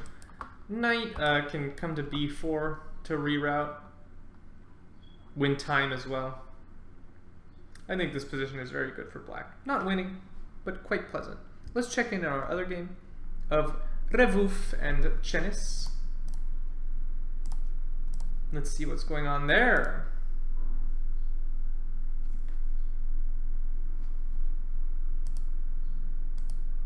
I have the wrong window up? Has that been there the whole time? Oh, good lord. Aha, I fixed it. I've had the wrong board on this TV for the whole time. Why did no one say anything? You guys gotta help me out. Okay, let's see what happened. Where were we in this game? Oh, I scrolled. Oh yeah, we just had queen h4 from black. I wasn't a huge fan of this move.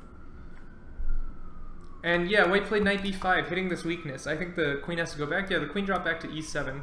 But now white has gained some time here. I think white should play b4 maybe? White went bishop d3. It's prophylaxis against f5. Makes some sense. It prevents black can no longer play f5. That means black doesn't have a lot active to do. However, this knight will be kicked back. a6, knight c3 I assume. And black played f6. Whew. I don't know. I don't know about that one. That's a move that feels really, really bad. Knight e2 played. White might be eyeing these sort of weakened light squares, or white might be playing for f4, and his point is if you take, I can play f5, and suddenly this bishop is a monster. This bishop that I've been telling you how terrible it is, it suddenly is a monster. Knight e2, knight g5. Okay, white goes in for knight g3, he's coming into f5, makes sense. g6, ooh, those are some weak pawns. I don't know about that. h4, I like this move. We're challenging the knight. Oops, h5 was not played, just kidding. h4, the knight has to go back. This is not going well. h5, yeah, soften this up. Soften these light squares up. I like it. This is good play. gh5, knight f5. Oh, knight f5 was not played. I would have loved to see knight f5, but knight f5, okay, knight takes h5, sure. This is loose. This is loose. I'll play f4. Just totally blast you open.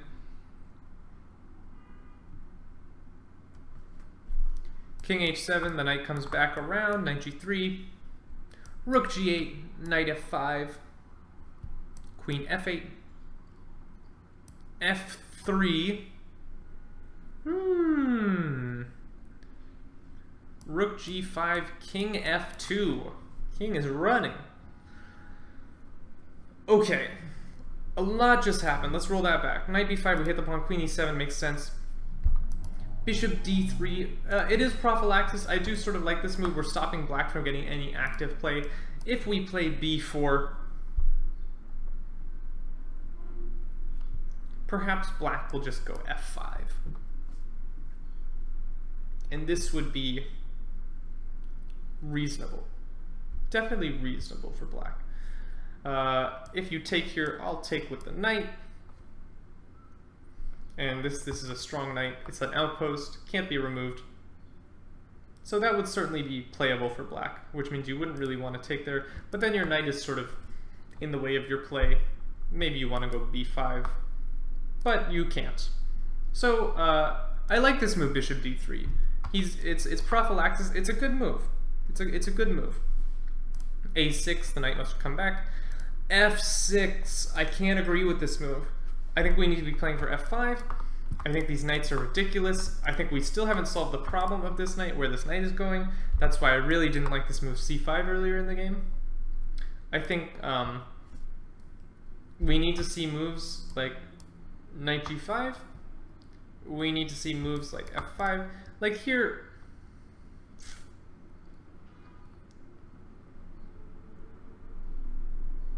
it's really difficult to play f5. These knights have a hard time controlling this square. Both knights are geometrically 4 moves away from this square. Cool trick. If you can make this geometric relationship of 2 diagonal squares, it's 4 moves for the knight. You should know that. So the knights have a really hard time controlling f5, which means it's very, very difficult for black to obtain f5. However, I find it very, very difficult to believe that the best move black had in this position was f6. This piece needs to come out. Knight g5 makes some sense. Although maybe I'm walking into f4. Maybe that's a reason not to play that. I think another possible move is queen g5, just trying to get the queens off. Then I'll take back with the knight. It should also be reasonable. Maybe this knight can start going somewhere, although it really has nowhere to go. It's sort of incredible how bad these knights are. It's almost like when you put your knights on h7 and d7 and don't take care of them, then they end up being liabilities later in the game. Okay, but f6, I'll be honest, I had a hard time coming up with a better move, but that can't be right. Knight e2 played. I like this plan. White notices the problems that black has created for himself. So knight e2 is a good idea. Knight g5. Here I might have played f4. And I think black has really some issues. But again, I am giving this e5 square. After takes, knight e5.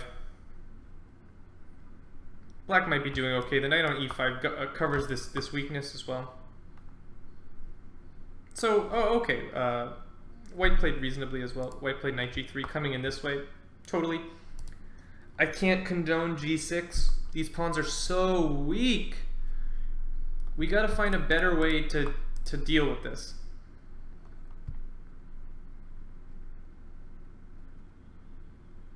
I don't know if I could tell you what that better way is, but we should try.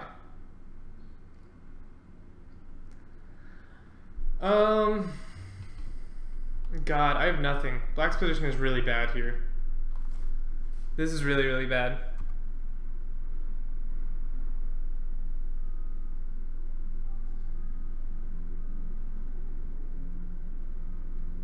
Yeah, this position is really, really left. I think g6 might actually be forced, but if you're playing g6, then you're super sad. See, I would be totally okay playing g6 here if my pawn was on f7, because then this structure makes some sense. But this structure doesn't make any sense. And I think white played very, very incisively here. He played h4. This is a great move. He played h5. This is a great move. He's just targeting these light squares that black has left so weak. This black knight can never hit this square. This black knight can never hit this square. f5 is like ridiculously weak. gf5. I don't know about this knight h5. I think white might have had better here. I might have gone knight f5 immediately. And my point is I can actually take here, which I think is a more important pawn. Your queen must go somewhere. Say queen e8. Takes. This looks very unpleasant. I can go bishop in on, say,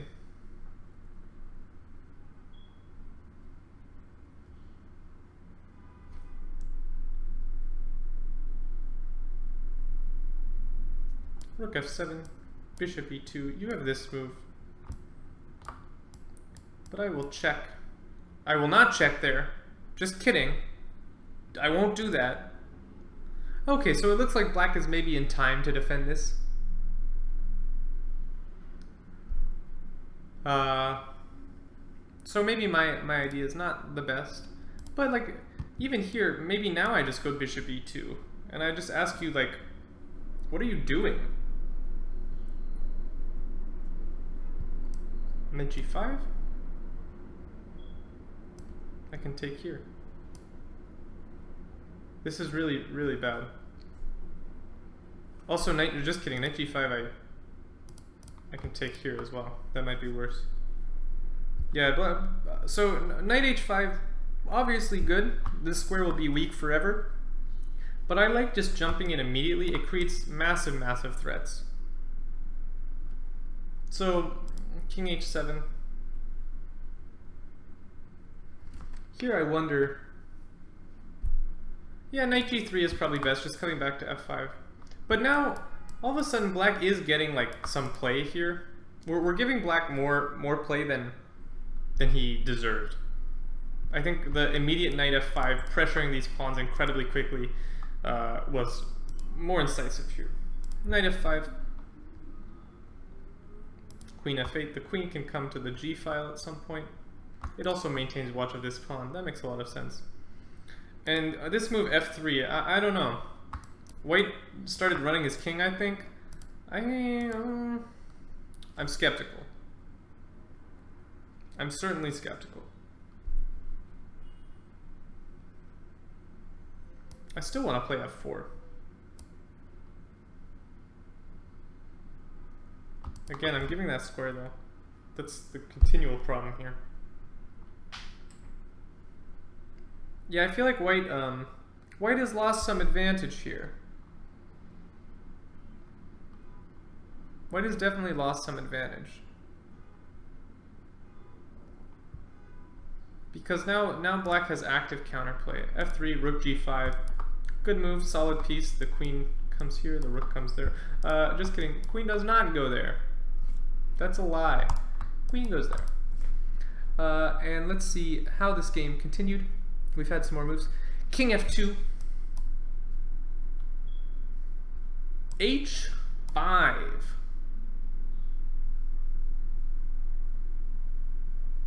h5.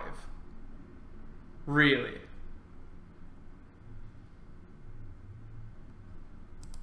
Not this? Create a threat? Come murder you?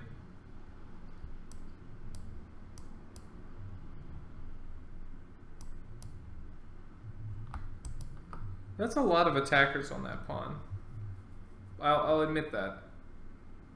That's a lot of attackers.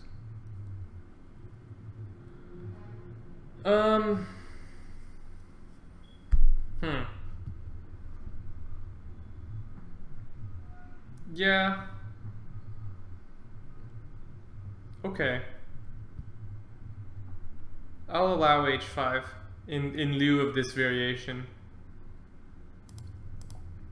The pawn is more protected here. On rook h1, our rook is guarding this. However, I am worried. Say rook h1, queen g8. I'm worried at some point it might be possible to take this rook. I can't do it yet. Or perhaps take this pawn and sneak the queen in. None of it works yet, however, although I might have something like g4 here. Pressure, pressure, pressure. So that, oh yeah, something similar happened in the game. We saw king f2, h5, rook h1, of course. Knight h6 played. Okay, I see the idea behind h5 a little bit more now. Trying to trade the knights. But this might be too little too late. Knight takes g4, pressure, pressure, pressure. Queen to g6 played. Reasonable. And rook h2, pawn still pinned. But after like king g7,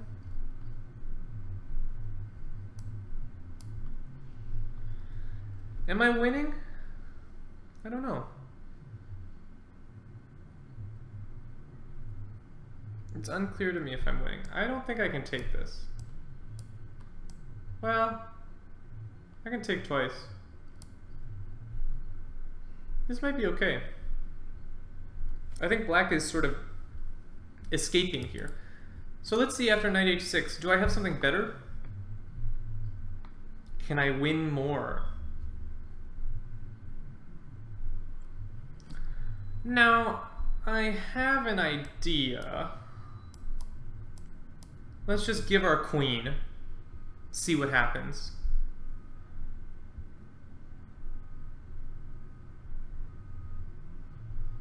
This might be strong. What do you do?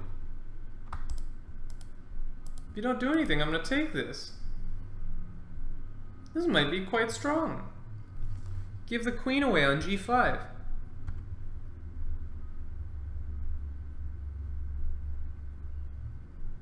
Is the board on the right the real game board? Yes, the board on the right is the live game board. Good question.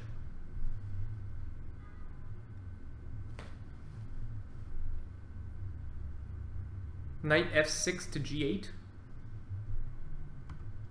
Oh, that's not the tab I wanted.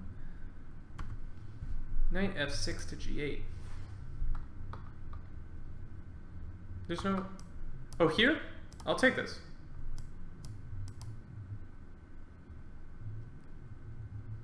Here I've won a pawn. 6 to 5. I might even have better. After knight f6, I'll go here.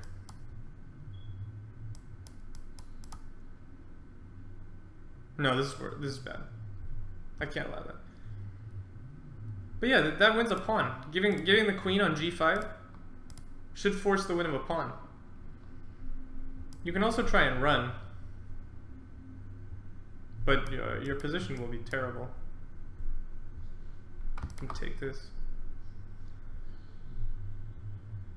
It's true. I'm not sure in this end position after knight f6.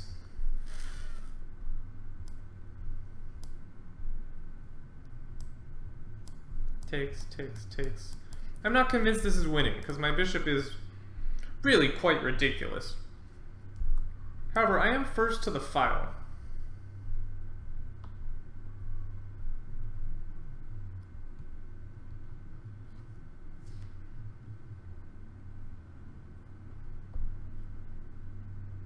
And I do like being first to the file. King g7 probably, preparing to trade the rooks. Can't go here. Yeah, this is unclear. Maybe here I go b4. This may not be winning, but it's definitely better for white. I have the extra pawn. You would take black? I wouldn't. I like pawns. You go here.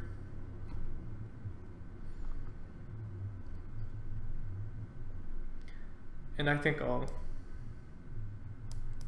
trade rooks. I can take this, protected past pawn. Instead of putting the rook over there, you can also play b6. That's also reasonable.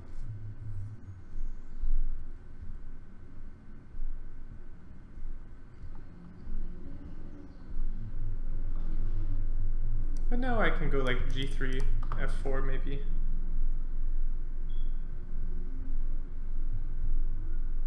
Yeah, I think white will be okay here. White it's a playing for 2 results. Black can never win this position. So certainly playable. Queen takes g5, the queen sacrifice. I like it. But obviously not played. So let me go back to the game. g4, queen g6, rook h2, king g7 was played. And yeah, I'm not so sure about this position anymore. Takes, rook takes. I'm worried. Very worried. The immediate rook g1 fails to this. Do I have this? No, this comes back.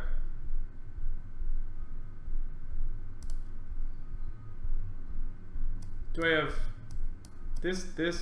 Is that a problem? I'm gonna win a pawn here, I think.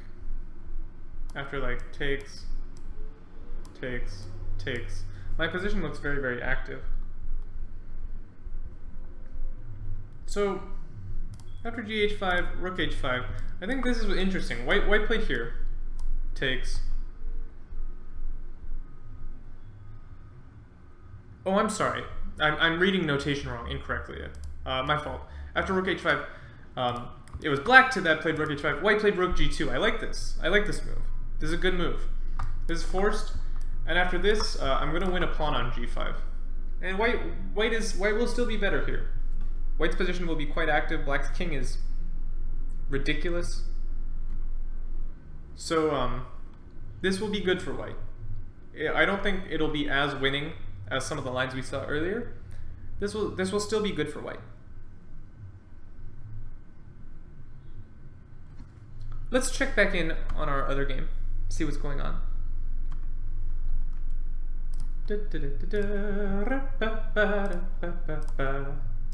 So we left this game way down here. After knight e3, knight c3, rook b2, black won this a2 pawn. And white decided to win his pawn back here. I wasn't a huge fan of this because I thought that black got a ton of activity and he didn't pay any material. So I liked black's position quite a bit when we left here. However, I wasn't a huge fan of this next move. Black played rook on d to c8. This rook is somewhat active. However, I liked this rook and this rook coming down the files like this. I thought there was potential to get activity on the first rank here. Black does have ideas against the bishop. The bishop is potentially underprotected here, but the bishop can always move. Black can't really attack on the dark squares that well. So after this, we saw the trade on c8. The bishop is attacked twice. I assume it goes to a3? Man, I don't know. Let's find out. To d2. Okay, that's sensible, limiting the knight. Bishop d2. Rook c5. Improving the rook. Perhaps preparing to play a5. That makes a lot of sense. White activates his rook. Sensible as well. I'm a little worried about this knight. It seems a little bit out in no man's land. It can always go to c3, but in fact it did immediately. We saw the trade here. That one I'm a little skeptical of. And then let's see what happened. Rook b8, king h7, rook a8, or rook b... No, rook a8, yeah. Rook a8, okay.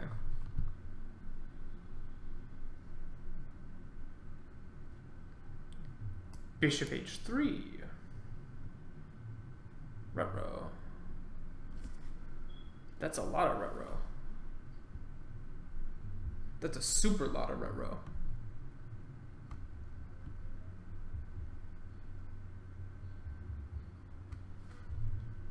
Knight d1. It's an ugly move. Just a5 now, right? Run the pawn. Run the pawn, can't be wrong. Rook d8, a5, f3, a4, king f2, a3. That pawn ran. That pawn certainly ran. a3. What?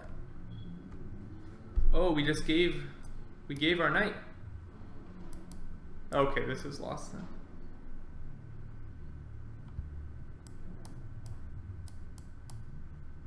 Oh, maybe not. Have we trapped a piece here? Okay, he gave the piece back. So let's review what on earth is going on here.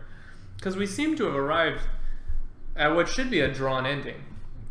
Rook in 2 versus rook in 3 should be drawn. But the way we got there was perhaps suspicious. So here, I don't like trading rooks. I think black's rooks are going to be more active. This rook seems sad. This bishop is having a very hard time developing. I think it was possible to play something like rook b3, just clamping down on the bishop's squares, making sure the bishop can't really develop. However, that was not played. My idea might be go here, here, or even get this rook in. Not there, but activate this rook somehow. But instead, we saw the trade of rooks. That should be fine. Bishop d2. We are playing against the knight a little bit here.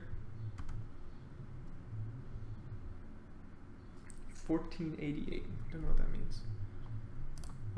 Rook c5 makes a lot of sense. Black wants to roll the pawn. Rook b1. Of course, knight c3.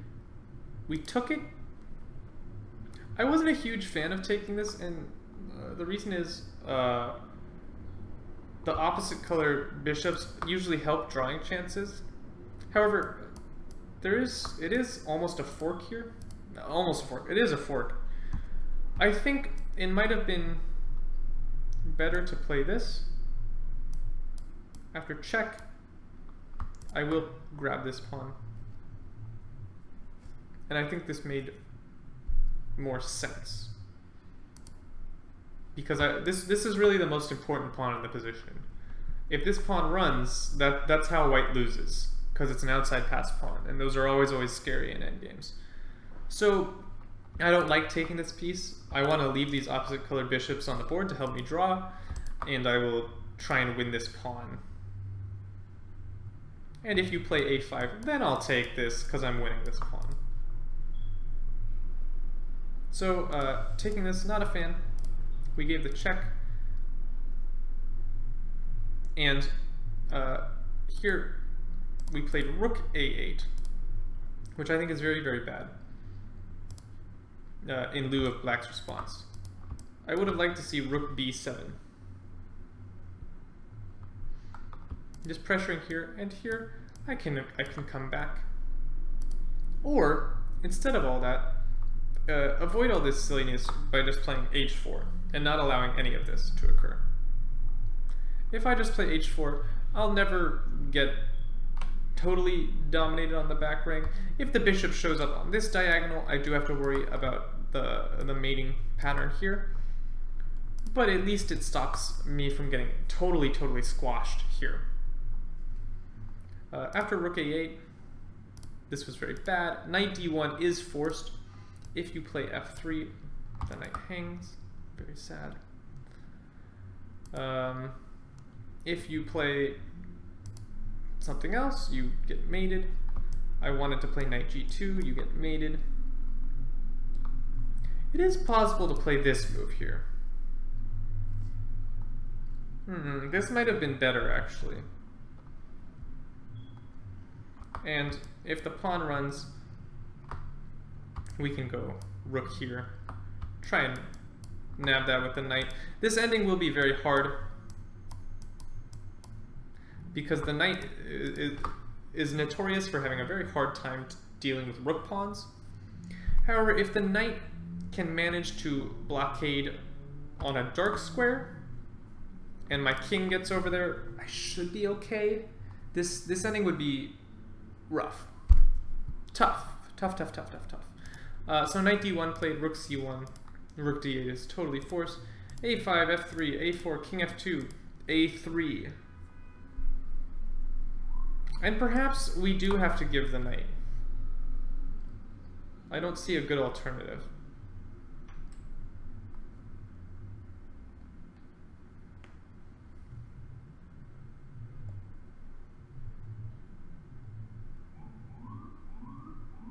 I'm trying to think, is there any way to deal with this pawn? Yeah, everything else is too slow, so rook a8 forced. We must give the pawn, or the knight. Takes. Rook h1, clearly not best. The bishop, there's this motif of trapping the bishop. So, perhaps better, you can check and then go here if you want. You can also go here, and after g4, I did have this idea of doing this. Although the bishop is still trapped here, I don't know if I'm really making any progress. My idea was this would be a bad idea. You would not want to see that. So, I don't know. Allowing this g4 is clearly a mistake. Here, if we just play bishop e6, we win the game. We just win. We have a piece. But after g4, rook h2 is sensible. This doesn't accomplish much.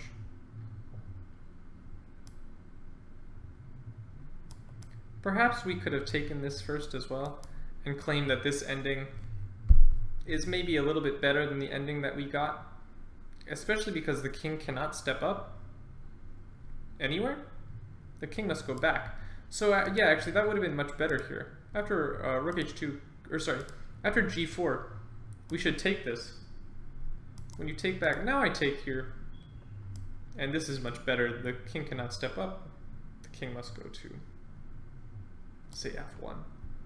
And this looks like a better version of the ending for black. So you need to be on the lookout for these sorts of tactics. If a piece is trapped, try and sell it for as much material or positional compensation as possible. Here, we get the best endgame by taking here first. After this, the white pawn structure is much better. The king is more active. So this is clearly an inferior version of the endgame. Let's see what's happened in the endgame. After rook h2, just catching up, we saw king g6, activating our king in the endgame. Good. Rook a6, f6,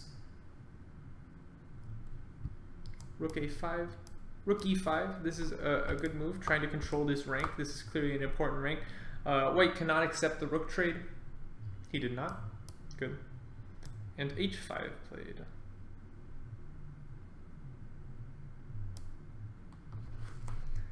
Yeah, this really should shake out into a draw if both players know what they're doing. Every pawn trade helps white. Eventually we'll be left with one black pawn, and white should be able to establish a philidor or some sort of drawing defense.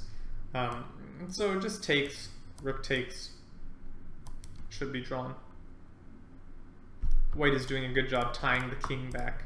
And this should be a draw. At some point I'll play f4, maybe even f5. Force pawns off the board, and I should draw this no problem.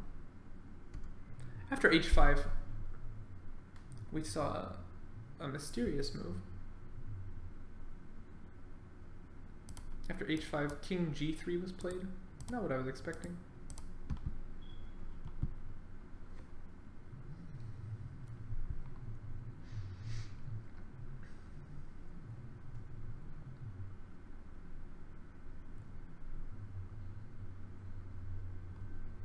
And here black took. I might be tempted to play king h6 and then go for g5 h4 if white's not going to take. But okay, taking, it should all be a draw. Pawn takes makes sense. After pawn takes, any progress will force you to trade your last pawn, and that will be a draw. And so I'm going to leave this game. Should be a draw. I'm going to head back to our other game where white was pressing. And we agreed to a draw in the other game? What? Why? In the other game. Let me jump down to the game position. So we had just seen here rook g2. And I feel like this position is very good for black unless I'm missing something. After rook g2, rook g5 was forced. Rook cg1, makes sense. King h6.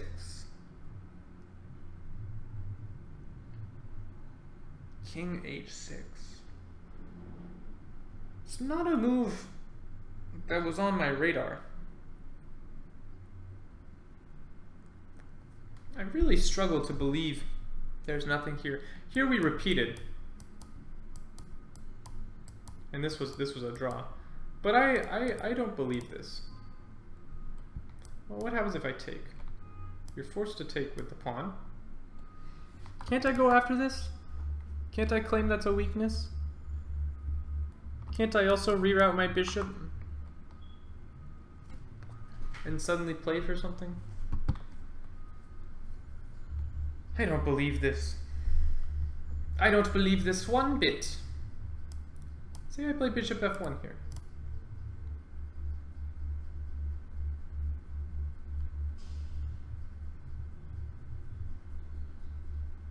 I'm gonna come around and get active. This must be better for white. This king is ridiculous. My king is like vaguely safe at least. I have pressure here. Maybe you have to go queen h5 to prevent me from playing bishop h3, but that's ridiculous. After queen h5, I'll go bishop g2 and I have a threat on h1. It's like, this must be better for white.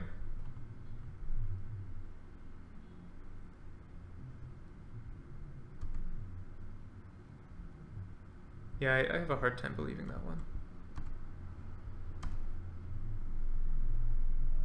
King h is f4 as well. Interesting. Let me look at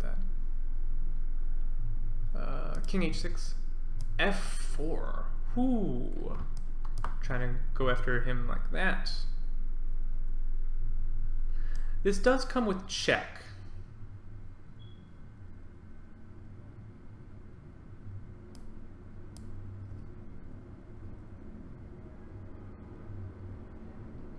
Yeah, it looks like you have some problems here. I'll be the first to admit that black has some problems. Queen h5. I can give this check. This king is ridiculous. I can always try and threaten this at some point. Yeah, I think f4 would have been strong there too. That's not a move that I found, but it also seems quite good. Trying to blow open this diagonal. After takes, that's all forced. I don't see much else here.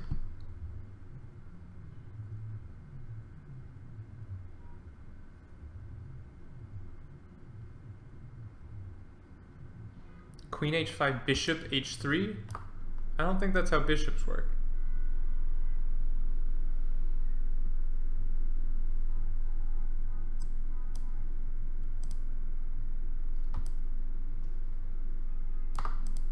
Do you mean bishop e2? Probably strong. I have this check though.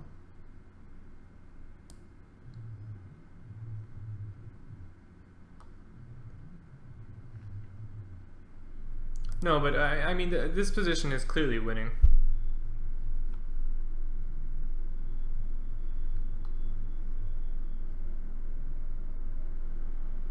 Here I can even take this. Just go takes. Here. Oh, in the other line? Yeah, I mean... Oh, yeah, I understand what you mean. It's just, this is just disaster for black, so I'm not sure why we agreed to a draw here. But this also looks quite good. Oh, the knight can come here at least, but in this case, this has to be wrong. You know. Okay, I won't allow that.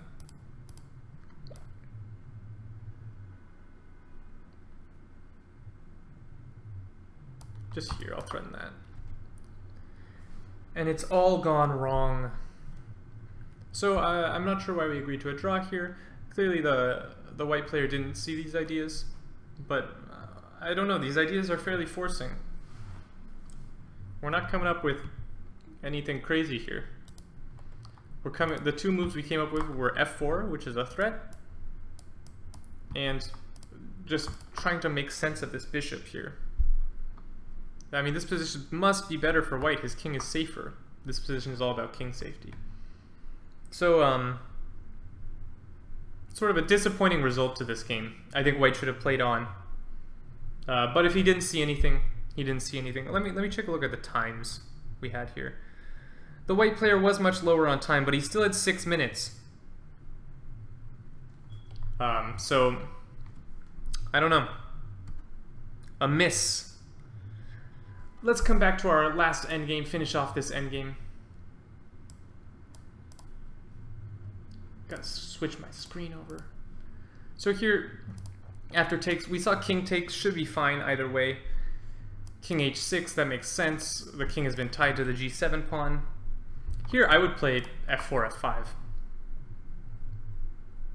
Or just f4, but that was not played.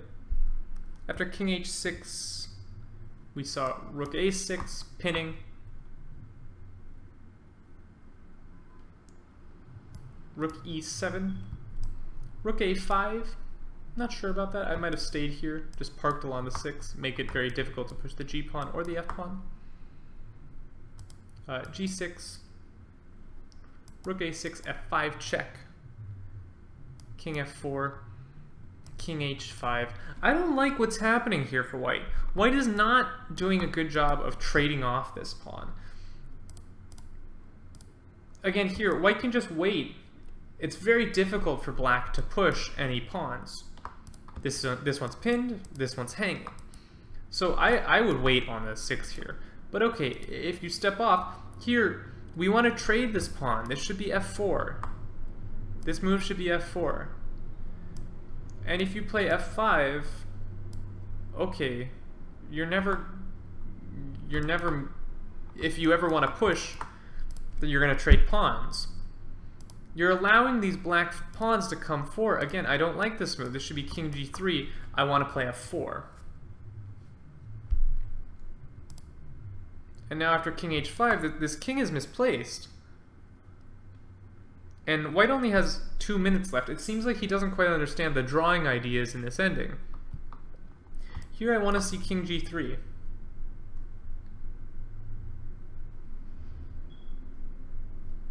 The king is stuck a little. It should still be fine, but I'm worried about something like this. Rook d6. Here, no, I think black just goes rook a7. and he's going to swing. And I'm beginning to worry I might actually come under some pressure in this endgame, which I shouldn't.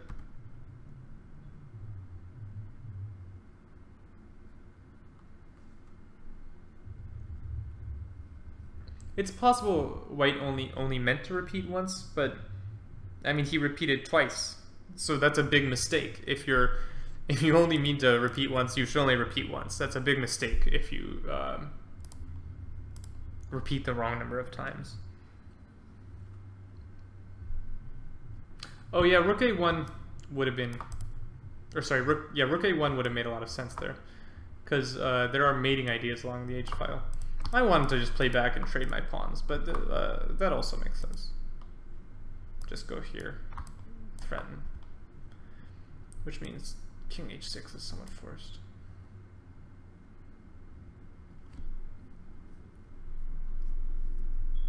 Yeah, there's nothing else here. You have to go king h6. Not what you want to do. Then like check, my king comes in. Oh, should also draw quite easily.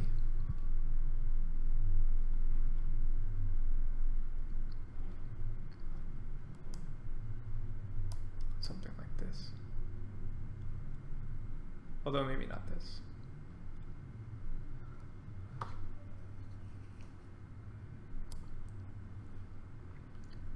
But not played.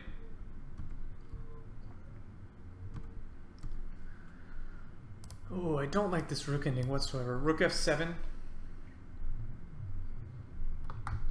He wants to push g6.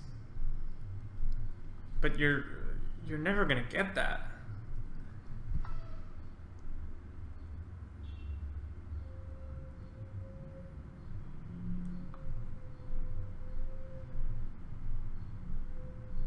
Like here, I can just control here, but okay. The rook came here, or sorry, g5, not g6. Going insane.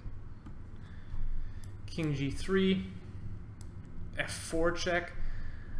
Yeah, I don't know. Black has driven white back. White did not do a good job of trading off pawns. It might still be a draw, but this is less clear than it was before.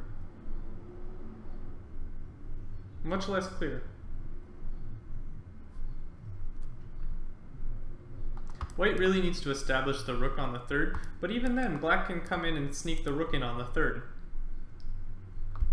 Bring his king, or even bring the king around. Not there. Put his rook here. I'm scared for white in this ending. Shouldn't be objectively lost, but I'm scared. King h3. I'm gonna go rook here. And put my rook there. I don't know.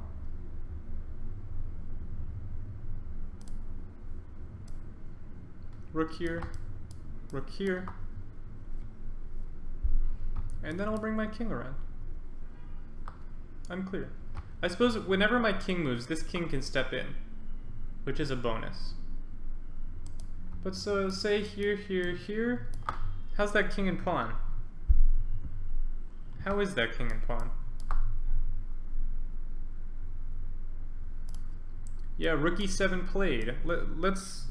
This king and pawn is going to be complicated. Takes, takes.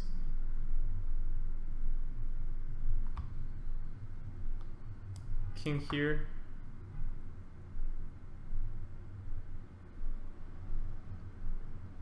King and pawn is probably a draw. So after rook here, black does need to improve the position before he can offer the rook trade. Because the king and pawn will be drawn.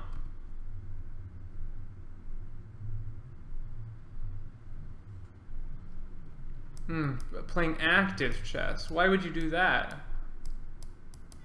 Why would you play active chess?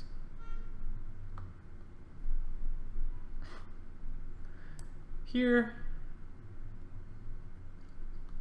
I wonder if this is problematic.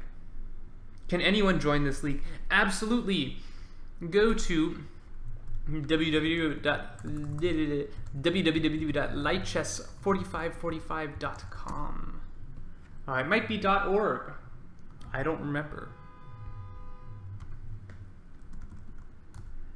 It is .com. I did not lie to you. So Pablo Hearthstone, you may join the league. It is in progress, so you'll be added as an alternate. You will not be able to join a fully formed team, but you should be able to get a few games in over the course of the season. Should be a lot of fun. Here, I'm not sure what's going on. If I check and pick up that pawn, that's probably bad. Like check, you cannot take this. So I don't know what's happening then.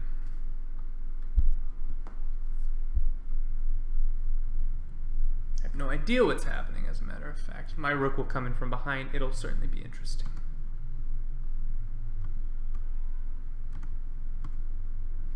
Ooh.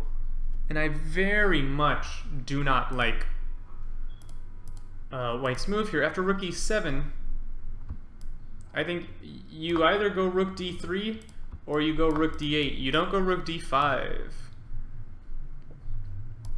Now I think Black does have a lot of play here. White is forced to go king g2, and maybe I can start stepping up and making something happen here. Or perhaps after king g2, just kidding, g5 is, or g4 is illegal. But White's getting driven back. I'm very worried for his position. King g2 played. It's an only move, I think. Yeah, it's an only move. And now the ending is, I don't know. King h4.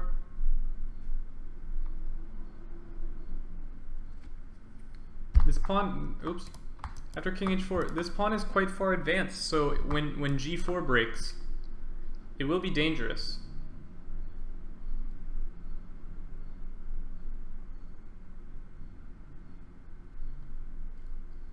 Also, my rook is already on the third.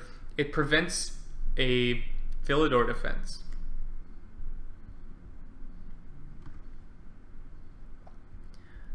You might have to go into a bad Philidor, but that would require you to know the bad Philidor, which is quite tricky.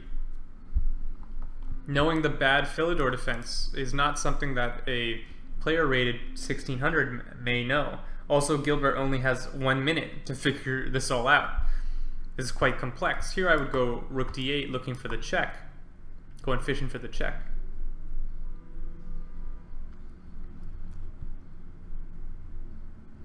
Because on rook d8, g5 would be a blunder because of check, check, and I'm going to pick that pawn up and be okay. Yeah, rook b5, that's not going to cut it. Here we're going to see g4.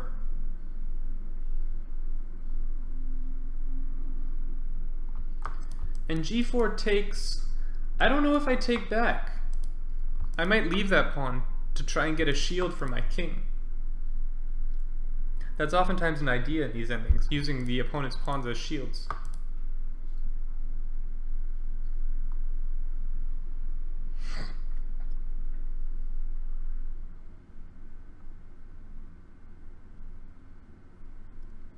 Although it takes, I am threatening to check the king back as well. Could be useful. Yeah, g4 takes, both played. King took back immediately. Would have been interesting not to take, but might be the best move. This is the 45-45 chess league. We're looking at Gilbert versus Captain Kirchhoff. They are the board 5s. It's a board 5 game, which means it's a somewhat lower level game. However, we did have some high quality chess here. I will say the ending has been somewhat problematic for White, and I think it's quite instructive as to how these endings can go wrong if you don't know what you're doing. I think White is very close to losing this. It might not be lost right now, but it's close. White really needs to play rook c8 here. I think any other move will lose. Rook b8, excuse me. Yeah, rook b8 was played. That's a very good move. White needs checking distance. He needs to threaten checks. And here, rook e2. King f1 should be played. This should be drawn. This is still drawn. And that goes to show you how drawn rook endings are. The fact that after white has played optimally in this ending, it's still drawn. Yeah, the small board is the live board, except mine's not updating. And I don't know why. I'm sorry guys, my live board was not updating. There we go. The large board is the study board, and the live board is the small board. However, my small board was not updating, and I apologize for that. Yeah, here, this should still be drawn. The point is, if you go king f3, I have this check. Maybe I don't. Suspicious. It's all very suspicious. No, so on king f3, what I do have, I have this move. And that will draw. But it's not going to be pretty. After king f3, here, I can go king g1 with a theoretical draw, but it's not an easy theoretical draw. Gilbert says in chat, if only I had studied endgames, like any endgame. Quirk even made a stream about endgames. In fact, this endgame was on my stream. If black goes king f3, I believe possibly the only drawing move will be rook f1 or rook f8. The point is, if king f3 check here, you cannot take, because king takes, it's pawn on 5th, king on 6, which is a win. So after king f3, the only move to draw will be this move. Black will move out to checking distance, and I will go king g1 with a theoretical draw. It was on my stream, and we should all know this. This was all on my stream on Monday. The pawn ending is not drawn. I don't believe you. It's pawn on the 5th, king on the 6th. Pawn on the 5th, king on the 6th must be winning. So after king f3, it's rook f8 or bust.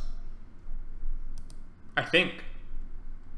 Which shows that white has made this much more difficult for himself than he needed it to be.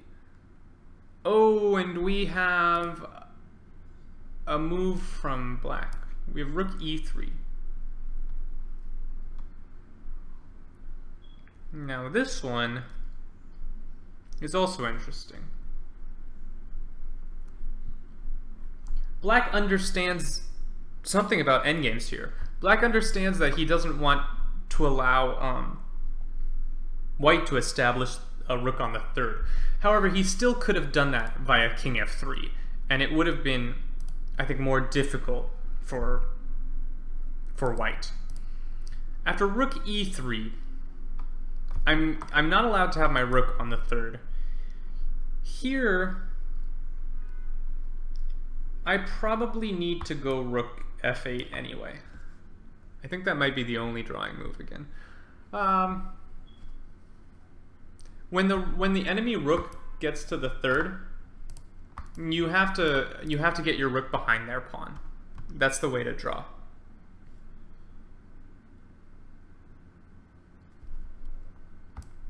King f2. Yes, king f2 would also be good. That's also possible.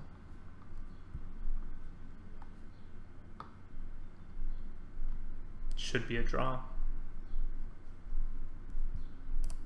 I think king f3 was very interesting and would have been very difficult to hold. I will say Gilbert's very low on time here, which is going to make this potentially difficult. Say king f2. The problem that black has is on rook here, then I can check forever. And that is obviously drawn. So yeah, black really has squandered his opportunity to pose some difficult questions to white.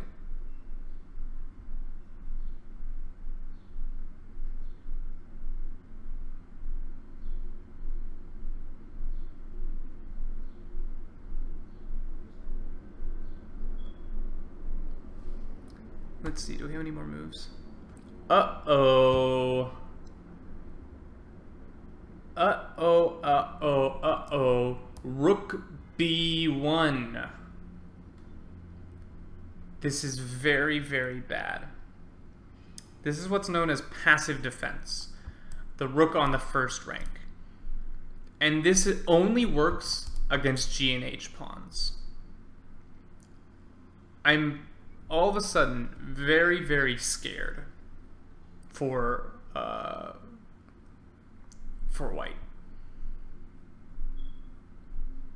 I think right now King G3 poses quite a problem. Okay, black went started with Rook H3, but again, this cannot be correct because now white has time to get the rook somewhere real.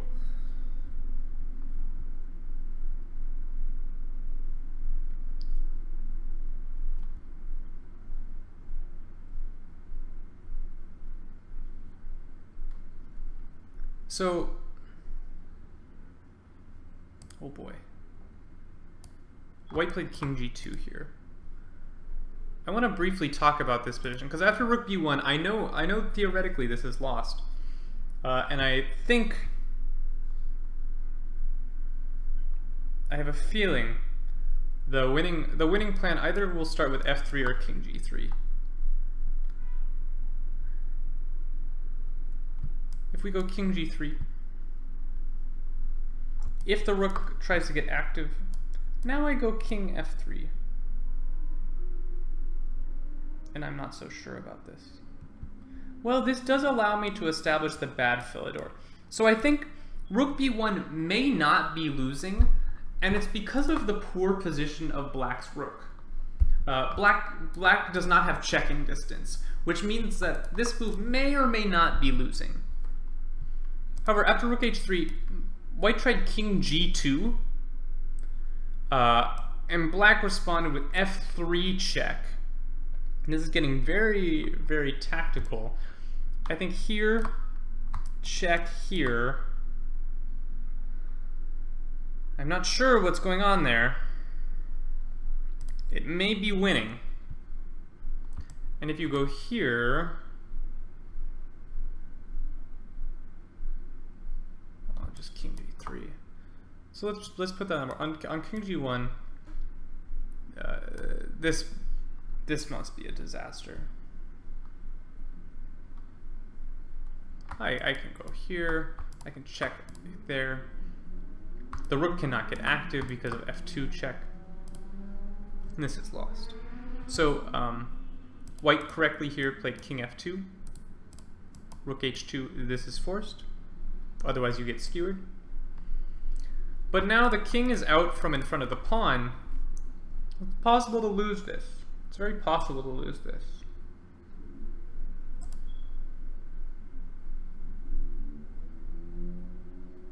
Perhaps I start with F2. Just denying this check. The rook cannot come up. Something like king here. There's a check as well. I should mention we could give this a check, but I think that only helps black.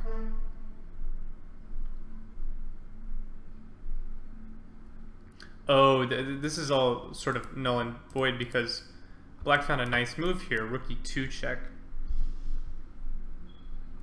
And now this is totally lost for white. The king has been forced away from the pawn. This is losing.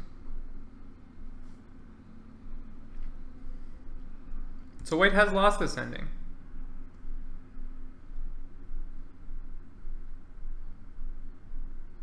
Yeah, Rook E2 check is a nice move that I missed. I think their other moves are winning there.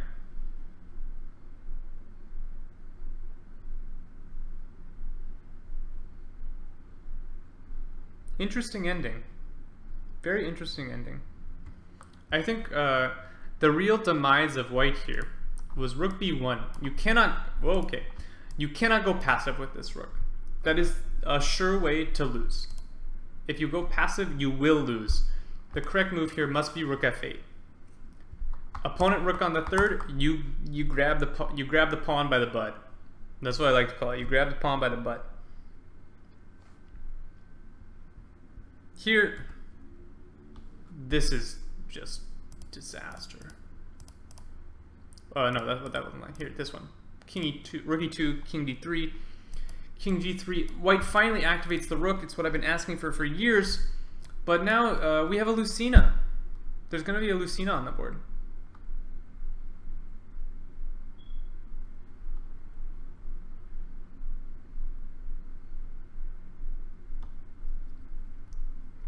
And this is technically winning if you know it.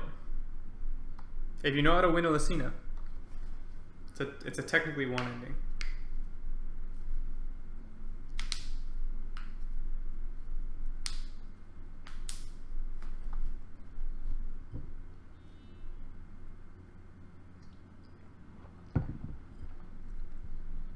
Here the most sensible move is rook f8.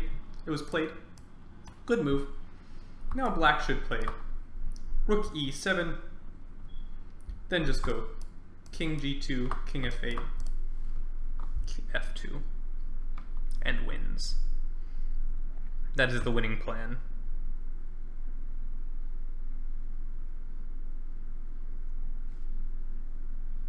Yeah, Captain Kirchhoff has played this rook ending very well. He's had some help, but he's played very well, and he showed a lot of understanding of rook endings. I'm just going to scroll this back because this is sort of boring. In this position, he checked the king back, and then he played rook e3. So he understands that control of the third rank is really, really important in rook endings. Captain Kirchhoff shows a lot of understanding here, and I like that. This is the sign of a player who understands his endings. So I like what he did there. Granted, he is repeating here, so you know white could repeat, and black would have to find a new plan after rook e2. He would have to find king f3 here. But he shows he does understand what rook endings are about. So I'm going to applaud Captain Kirchhoff. He has some endgame knowledge here, which I like very much. Here, after king f2, rook f8, Captain Kirchhoff tried rook e1. He's showing a little bit of lack of understanding here. We're checking around here. The rook needs to leave. The rook needs to gain some distance from the king. That's very important.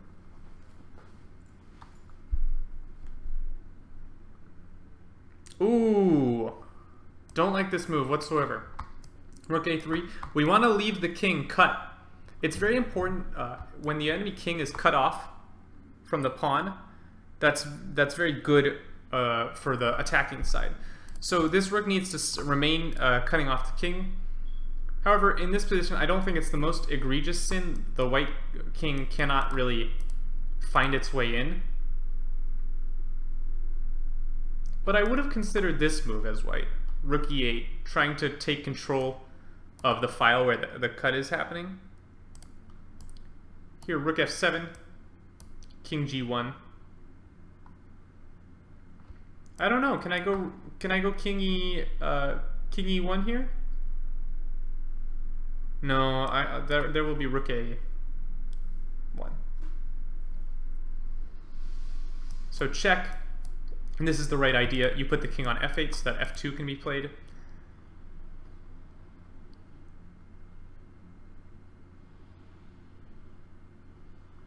Perhaps I can go rook g3 here.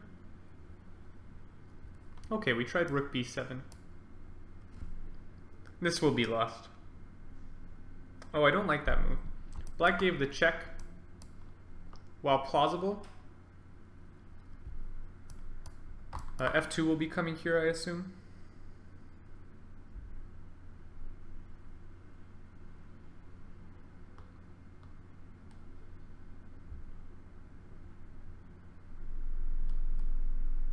Not sure why black is stopping to think here. This is not the time to stop and think.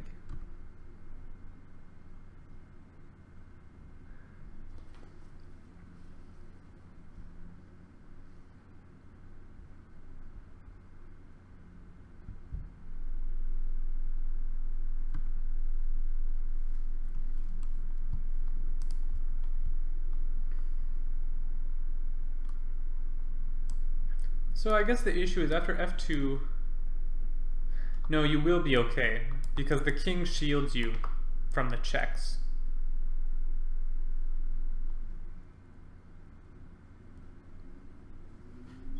So F2 should win quite cleanly. Yeah, F2 played. King F3.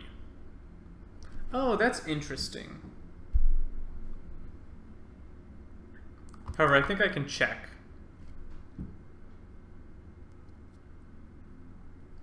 Yeah, check was played.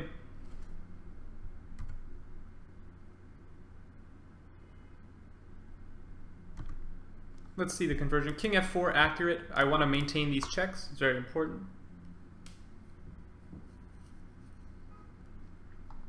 But I think what black can do is just run the king down and then queen.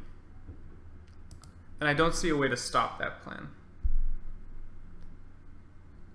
I think black can just avoid the checks by going to A2. And white will not be able to grab the pawn. Ooh, I don't know about this move. Rook A1. This seems suspicious. If I go king F3, are we going to repeat?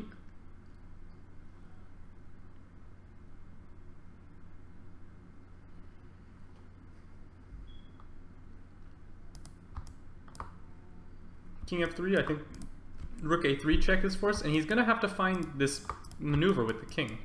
He's made this ending harder on himself than it needed to be. Okay, the rook came over, threatening to skewer.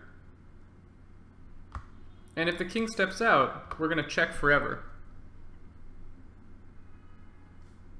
This is not clear at all.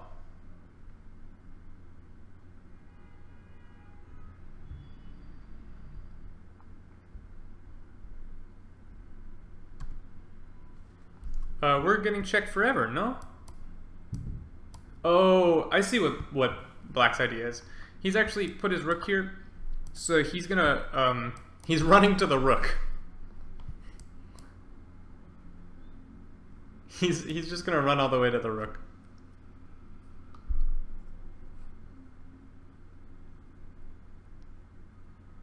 Yeah, and this will be lost. It's another fine way to end it.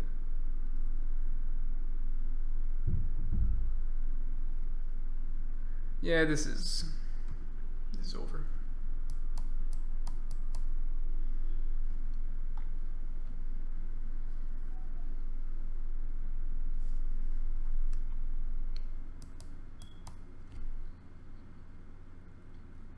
And resigns.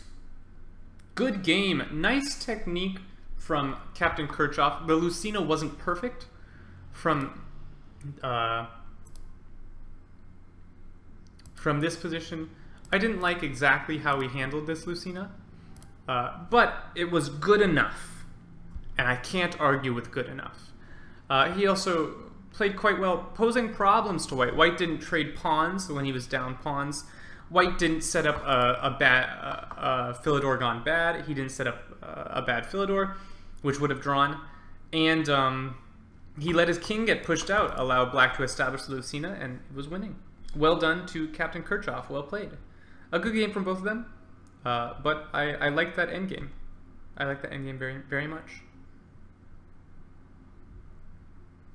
Yeah, I think black was winning the whole time after his king gets in front. When your king's in front, you can really do anything and still win, as long as the white king remains out of action.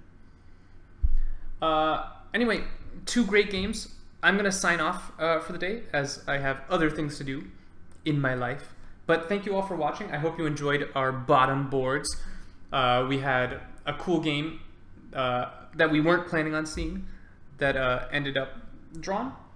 That was, what 2 players were those? They were 2 crazy players, Revouf and Chenis. And then we had this game with a nice endgame, good endgame technique from Captain Kirchhoff to get the win. And glad I could join you all. And I'll see you all sometime this weekend, probably Saturday morning, for our normal 45-45 league coverage, maybe with a surprise guest host who we all know and love. All right, I will see you all on Saturday. Enjoy your days, and talk to y'all later.